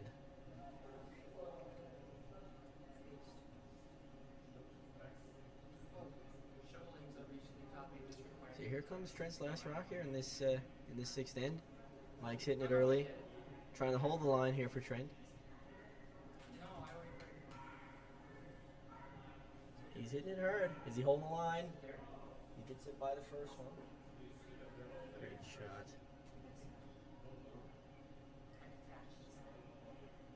Pretty good shot there from Trent Skanes. Got first shot out of it. Ken's got some options here. Might look at playing the dry. He does love that outturn dry right now.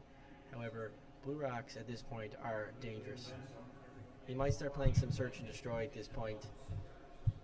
He would love to be sitting first and second, but right now he's only second shot, so what are his options to get first and second here, Nathan?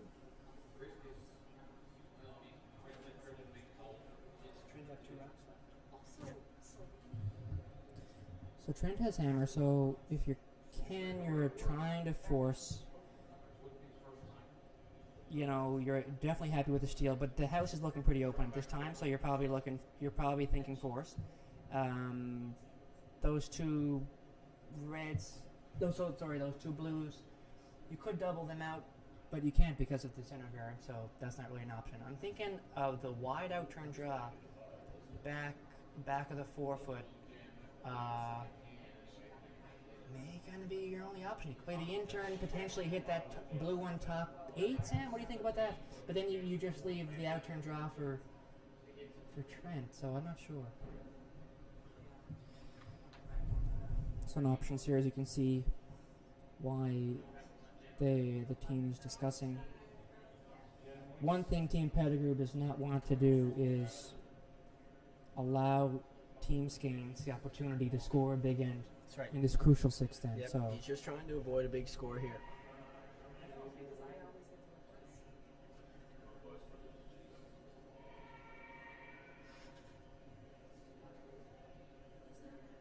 So it looks like we have an ending here to sheet 5. I believe it was a win for Ganders Rod Feltham over Portabas Dave Thomas.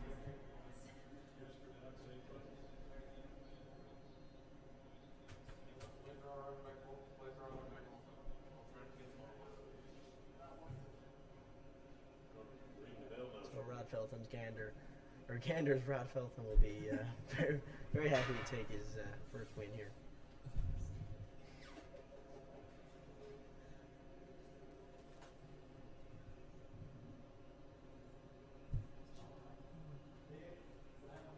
So Sam, it seems like Team Pettigrew has decided to play that wide draw around those blue ones in the top of the house.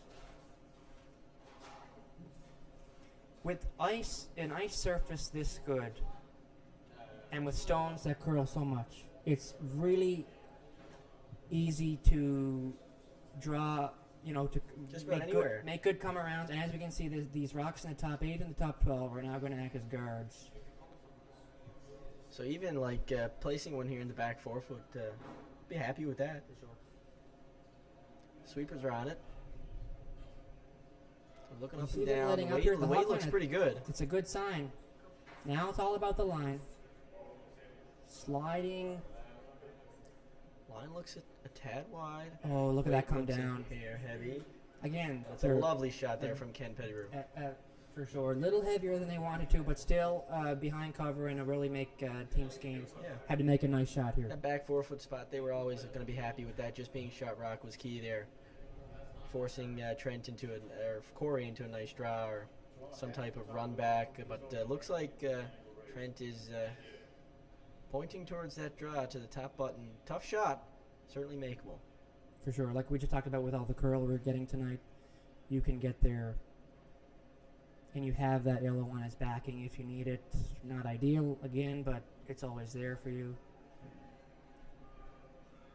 The issue with Rock's back T-line is if... Sorry, folks, there's just a big cheer happening in the St. John's Curling Club as Sean O'Leary just made a cross-house double against Greg Smith. Not exactly Looks like sure. they're going to put up the score here. For 3, two getting word points. that it's for 3 points. Sorry, folks, correction. 2 points for Sean O'Leary as he makes a cross-house double against Greg Smith. So he'll take a single-point lead going into the crucial 8th end, down 1 without. But I think at this point, this junior team is very happy to be up 1 over the experienced Greg Smith going into this 8th end. But of course, they're not done yet. They want that win. Back on our sheet,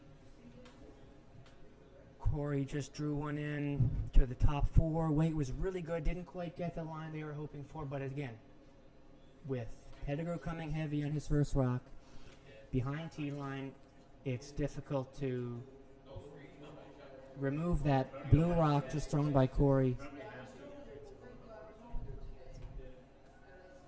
You see any kind of contact made on that top blue, on the blue one in the 4-footer, sending it right back into the one in the right back onto that yellow one. So, what do you think here, Sam? Guard?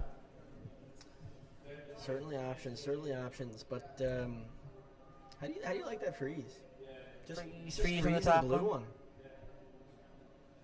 If you could place a rock anywhere, I think you'd definitely place it. You Right definitely in the freeze the nose. blue. Absolutely. And that cuts down the scoring area Force him to the draw to the side of the button. out wide, which we've talked about so much. You could this look game at as a putting, pad shot. You see those 3 logos there on the left side of the guard zone, and the Scotty's logo right in the middle. If you could put one kind of on the right side of that logo, it would be guarding the draw path. It would be guarding the tap path. I mean, Trent being tough for 2 at that point, wouldn't he?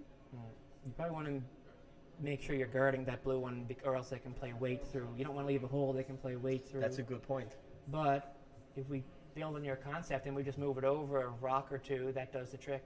Tap's gone, but the draw is still there. Mm-hmm. I think you can't guard both at this point. No. So you're always looking at which one's the easier shot. Yeah. And of course, that tap or the short run will probably be the easier shot for Corey. So you want to leave him that draw to the side of the button as the harder shot. I think so. I think I like the guard better than trying to play some kind of hit on that blue one, because if you play a hit on the blue and you end up jamming it on the yellow, your shooter is rolling out, and then Team Skeins has a draw for a bundle of points. So I think the safest shot is to play the guard, and if Team Skeins force Team Skeins to the wide out turn draw for 2, if they make it, they certainly earned it, and again, if they don't, then as Team Pedigree, you successfully force them in the 6th. Absolutely.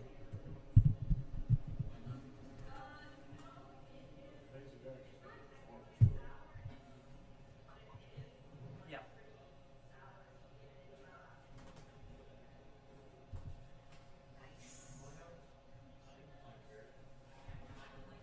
So we're hearing some options being thrown out by the peanut gallery. We might be hearing a guard, we're hearing a draw. We're not really sure what he's going to do here. We know that he will be close no matter what. Looks like maybe the guard is the call. Yeah, I think I saw Dave usher to the guard, and as he walks to call line on this shot, looks like the weight is definitely for a guard. It's pretty wide here now, so we'll get Andrew Manuel, who's the outside sweeper, to sweep with the curl and see if he can carve this stone over. He's going to hit it. He's going to get He it to has curl. the curl. If you can see the handle on that stone, there's not much handle helping it curl at the end. They did. I think it did the job, eh? Did the There's a job. hole there. I don't know, Nathan. It's a pretty tough shot. And he might risk then just simply Picking it peeling out. it, and that would be, worst case Ontario. So it looks like they're leaving it the draw to the side of the button, perhaps. What are they looking at there on the right side, Nate? What are they looking at? Looks like there may be some kind of double, some kind of hole to have a double on those yellow ones and score up to 4 points.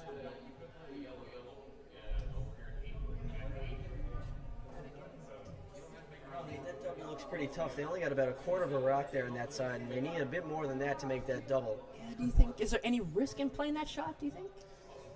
Well, you don't really want to get forced here, do you? No, that's the risk. That's That the you miss, risk. you That's get the risk forced. right Yeah. there. Yep. Yep.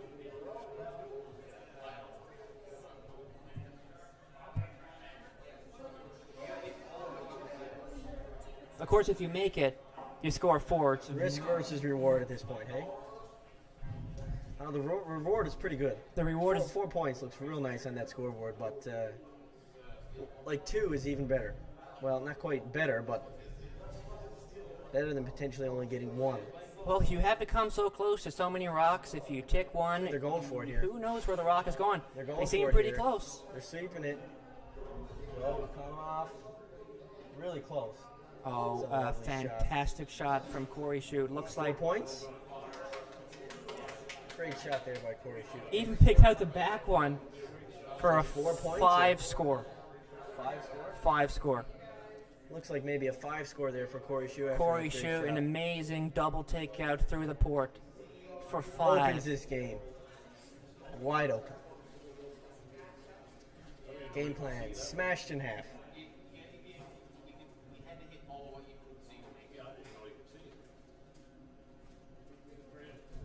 risk versus reward. Apparently, in hindsight, there was no risk. It was all reward. There we go. A great shot. But we talked about Team Skane's hitting ability and as a strength already in this game, and it's just That was a perfect display of what they're capable of doing. Great example. Even under a pressure situation, able to come through with a great shot there. Oh, so it looks like it's only a 4 score. Trent is able to confirm just a 4 spot, but still a 4 spot in the 6th end. Crucial.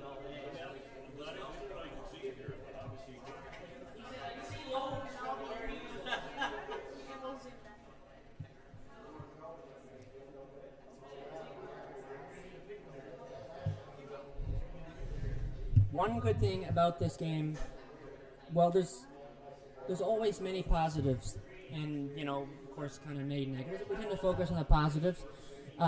Team Pettigrew already scored 1-3 this game, and it was an odd end. They're playing down the same situation now. They're thinking if we can score 3 again, we're down by 1 in the 8th end, and a steal of 1 is very much a possibility. Even a steal of 2 is a possibility. I always think if you can steal 1, you can steal 2, and so they'll definitely try to get their 2 points here. Hopefully, be able to score 3 and reduce the deficit heading into the 8th. We talk about the precision again of the very first few shots of the game, and while the weight was good on Mike's shot there, it did overcurl slightly the center line, so the button remains open. So we'll see Ken play his corner guards. You'll probably see Team Skanes draw another one in the house, given that they're up by 4 points. They're thinking guards are not helping them now. They don't need points. So we'll see here. Craig has been very good on his weight this game for draws, so they're throwing one down.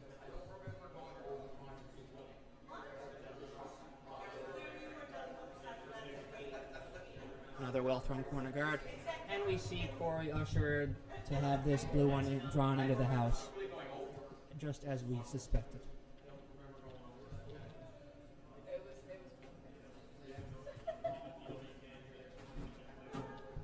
Mike is wearing some very nice curling socks. And actually, I almost wore my curling socks today too, so we'll have to do it tomorrow.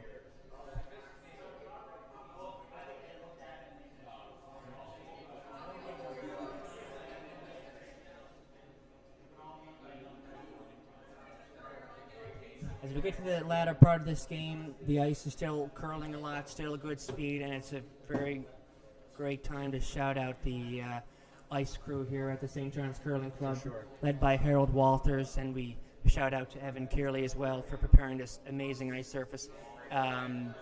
So fortunate as curlers in Newfoundland and in St. John's to have Harold Walters and his passion and commitment to creating the best ice surface possible, and it certainly helps all of our teams as we aspire to represent our province on the national stage, and again, huge shout out to them, and we can never thank what Harold and his team does for us every single day. Absolutely. We're lucky to have ice on so early in the season, and taking full advantage of that right now in the Rick Rowsell Classic. So, if you're a Ken competitor right now, a deuce is an absolute must. Yeah, we were just talking about actually one good thing for Ken Pettigrew is he realized he already scored a 3-hitter this game. And so definitely thinking, well, he can score another one now. And he's saying definitely he'll want to score 2. Because if you're going into the last end, if you can steal 1, you can steal the second point. So if you score 2, you're in the air still. Yep. For sure. And like we said earlier, with Trent now taking a 4-point lead, you might see him back off a bit, not have as many rocks in play, and being a little more eager to take some peels and all that good stuff. So you might see some opportunities open up here for Ken Pettigrew to maybe even sneak 2 or 3 points for sure. Couldn't agree more, and it's not the best rock positioning to start this end for Team Skanes, which will favor Team Pettigrew as Craig throws 2 very nice corner guards.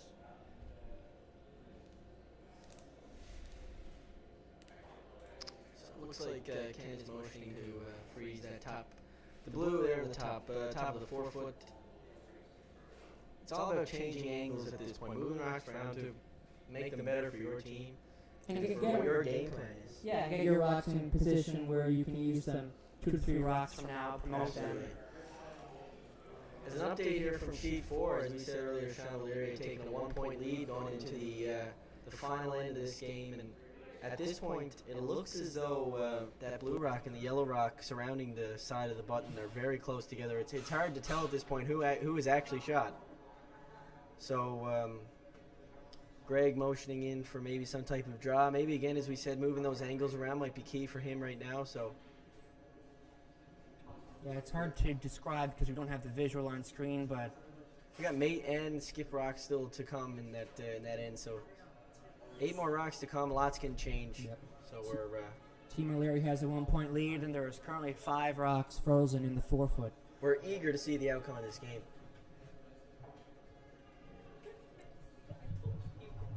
Okay, back on our sheet, we saw Andrew Manuel draw one in.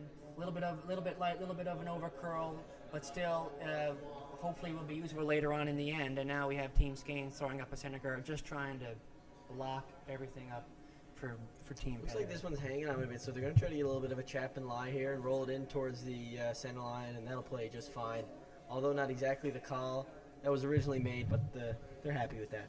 Basically what they wanted, just in a bit of a different way than initially envisioned. So Always on the lookout for a plan B. Just because the shot isn't looking exactly how you drew it up doesn't mean you can't still get a favorable result. Now, it does leave Team Pettigrew a hole to draw through.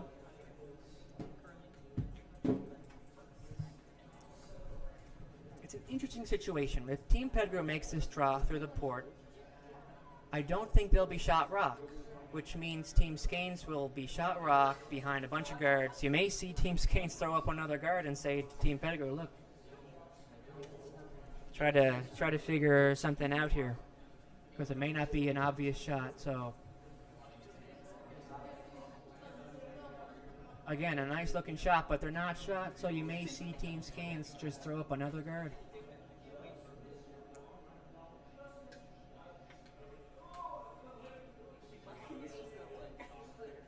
Could make a play on that top yellow, but you're risking sticking it in the 4-foot, and then you're leaving Team Pettigrew shot 2 behind those 2 center guards. So, like I say, it's go time here for both teams. Well, it's the best We shots need probably good shots. some kind of guard, some kind of rock in the way of Team Pettigrew. You're really fine giving up a 2 here if your Team Skanes, being up 2 with hammer Absolutely. in the last end. The only thing you're trying not to do at this point is give up 4 or 5. Really, right? Exactly. Anywhere from 1 point to 3 points, Trent is totally fine with that. They just don't want to be tied after this. Although it would be to their game plan, it's a bit of a momentum swing, to say the least. Yes. We shouldn't use the game plan as an excuse of giving up big ends. That's But correct. it's always good to know that in the back of your mind, at the end of the day, you're right where you wanted to be at the start.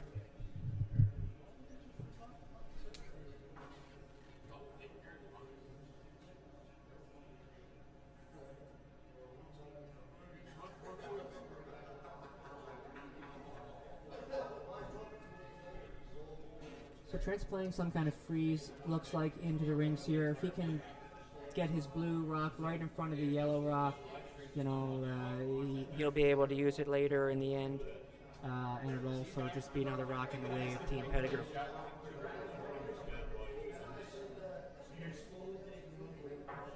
They might score 3 more. All of these interns seem to be hanging a little more wide than what they initially were hoping for. See this getting a little tick in. Now that moves around the angles a fair bit. It looks like Trent might be shot rock here, but whoever's second rock is not easily decipherable here. Well, we know the spot gets pretty good curl. You can come down with a board weight. You may be able to, like you say, Sam, jiggle around the angles a bit. Hit that blue one, top 4 on the right-hand side. Roll in. If you can just kind of move around that yellow-blue combination, you may be able to be shot 1, maybe 2. In any case, you have 2 yellow rocks near the 4-foot, which at this point in time is good for Team Pettigrew. Yeah. And as an update here on sheet 4, it has been confirmed that the yellow rock is shot, which means that currently Sean O'Leary is sitting the shot rock.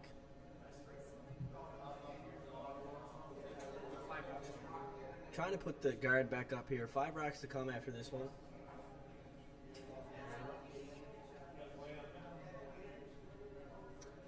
with the guard. May have overcurled just a smidge, but Sean O'Leary will still stay shot. Back to sheet 3 action. Yeah, so like we just said, Team Pettigrew tried a downweight hit. They hung a little wide. They hit the the blue one on the nose, and it will leave a very similar call for Team Skeins as they try to hit the yellow one that Team Pettigrew just threw, and roll ever so slightly into the middle.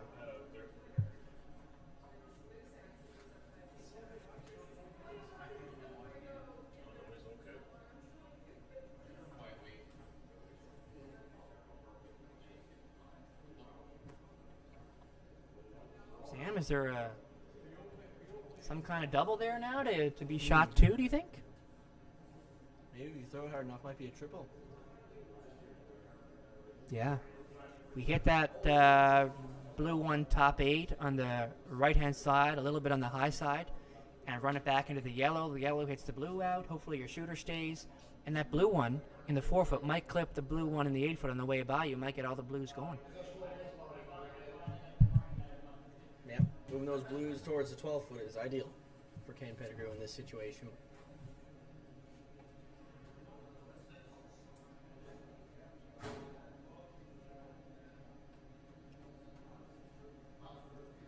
As they contemplate what shots are the best to call here, lots of options. The only problem right now is that there's 1 yellow rock against 3 blue ones.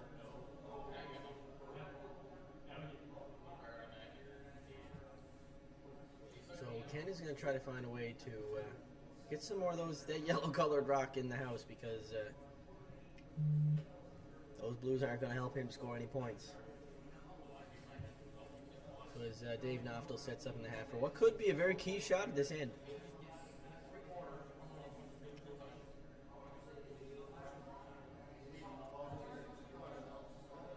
So he's throwing a bit of weight at this. Andrew Manuel on the sweep. He's sweeping it hard. Really close. We're off and on here down the sheet.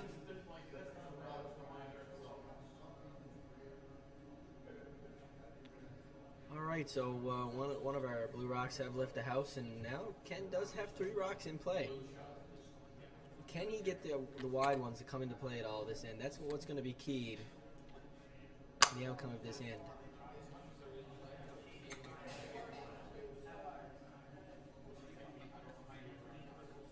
So it sounds as though in sheet 4, one of Adam Boland's rocks picked, and left in a rather unfortunate position. So Sean in his first rock here in the last end is going to try to guard it up, and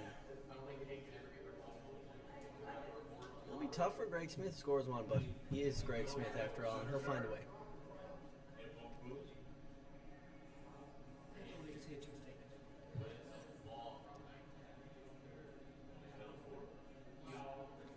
So as the guard comes down the sheet here on sheet 4, we're going to try to put this in a spot to really cover up shot rock. Yeah, I just popped over behind sheet 4 to get a better look at it. Team O'Leary, like we said, is up 1 without hammer to Greg Smith in the 8th end, and they are currently shot rock, half buried behind a guard that Sean just threw. Looked like it might have overcurled a little bit. Also, there's a rock out of play. Greg Smith's first rock. So, He's going to try to jiggle around the just stones. gotten rid of one of the wide yellows just to count him down, really. I mean, his blues are in a very comfortable position, hidden behind some guards, so he's not overly worried about Ken getting at those at the time being. So just getting rid of that outside yellow was key for him.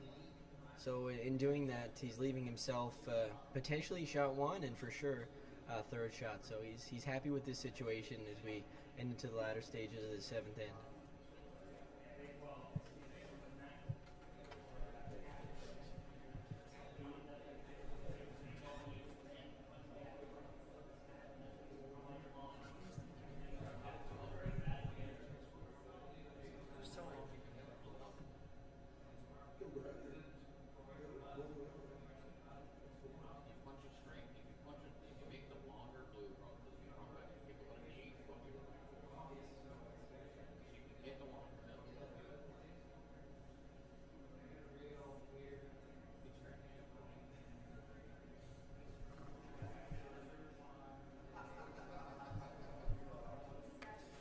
So what do you see as some options here for Ken to get something going here in the late stages of the 7th end? I mean, he wants his 2. We know that. We know he wants his 2. So only having one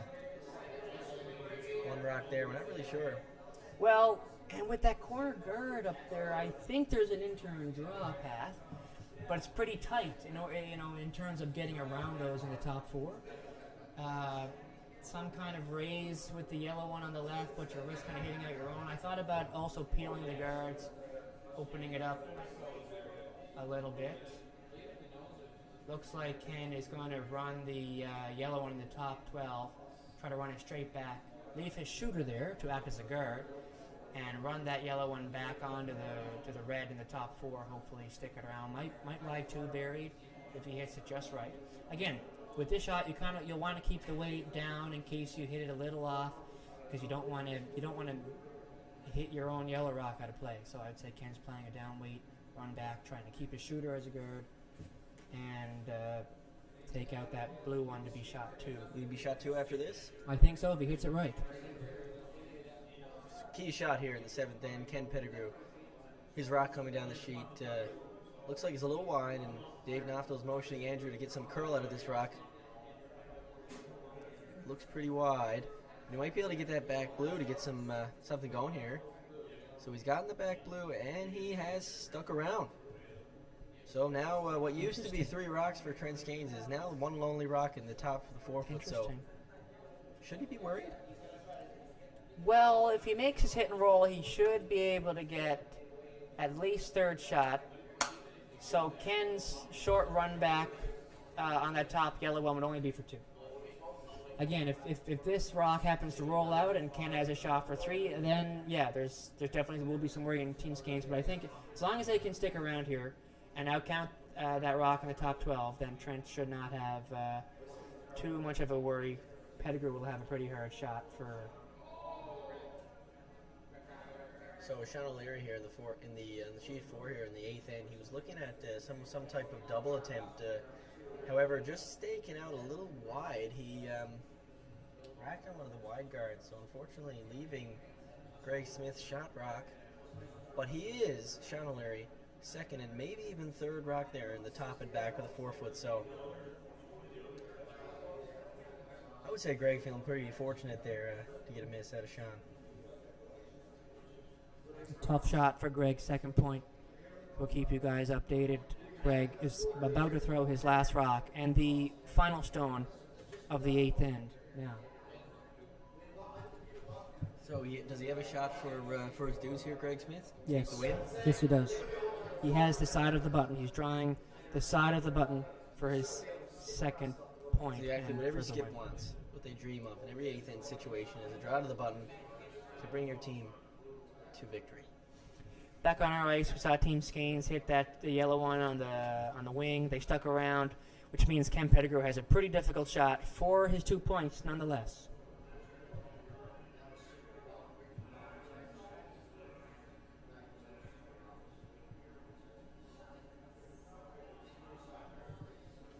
Update on sheet 4, Greg Smith wins the game. He made a very nice downweight shot for his 2nd point in the 8th end and takes the game 5-4 over Sean O'Leary. A great opening game for both of those teams as they look to build on it and continue on throughout this Rick Rowsell Classic. Back on our ice, Ken Pettigrew. 3-foot run back for his 2 points here in the 7th end, trying to close the deficit going into the 8th. Andrew Manuel trying to get a bit more curl out of it. He has the down weight. So the near miss there out of Ken Pettigrew looks as though it'll be a steal of a single point for Trent Skanes to take a 5-point lead. Heading into the 8th end, it looks like that will do it. Make the final. Make the final. 10-5. This game, 10-5. Team Skanes takes it. A really entertaining game, as we suspected at the start of this game, sure. And definitely lots to take away for both teams as they look ahead to the rest of this tournament. So draw 2 is now concluded with Team Ken Pettigrew unfortunately taking the loss to Team Skanes. We'll take a one win and 0 loss record into the further draws in this tournament. So it was great being able to chat with you guys today, being live with you here out of the St. John's Curling Club for the 2022 Rick Rowsell Classic. Pleasure to be alongside Nathan Young here tonight. Yeah, everybody, we hope you have a great night and enjoy the rest of the curling, and hopefully we'll be with you more throughout the week. But enjoy the great curling, and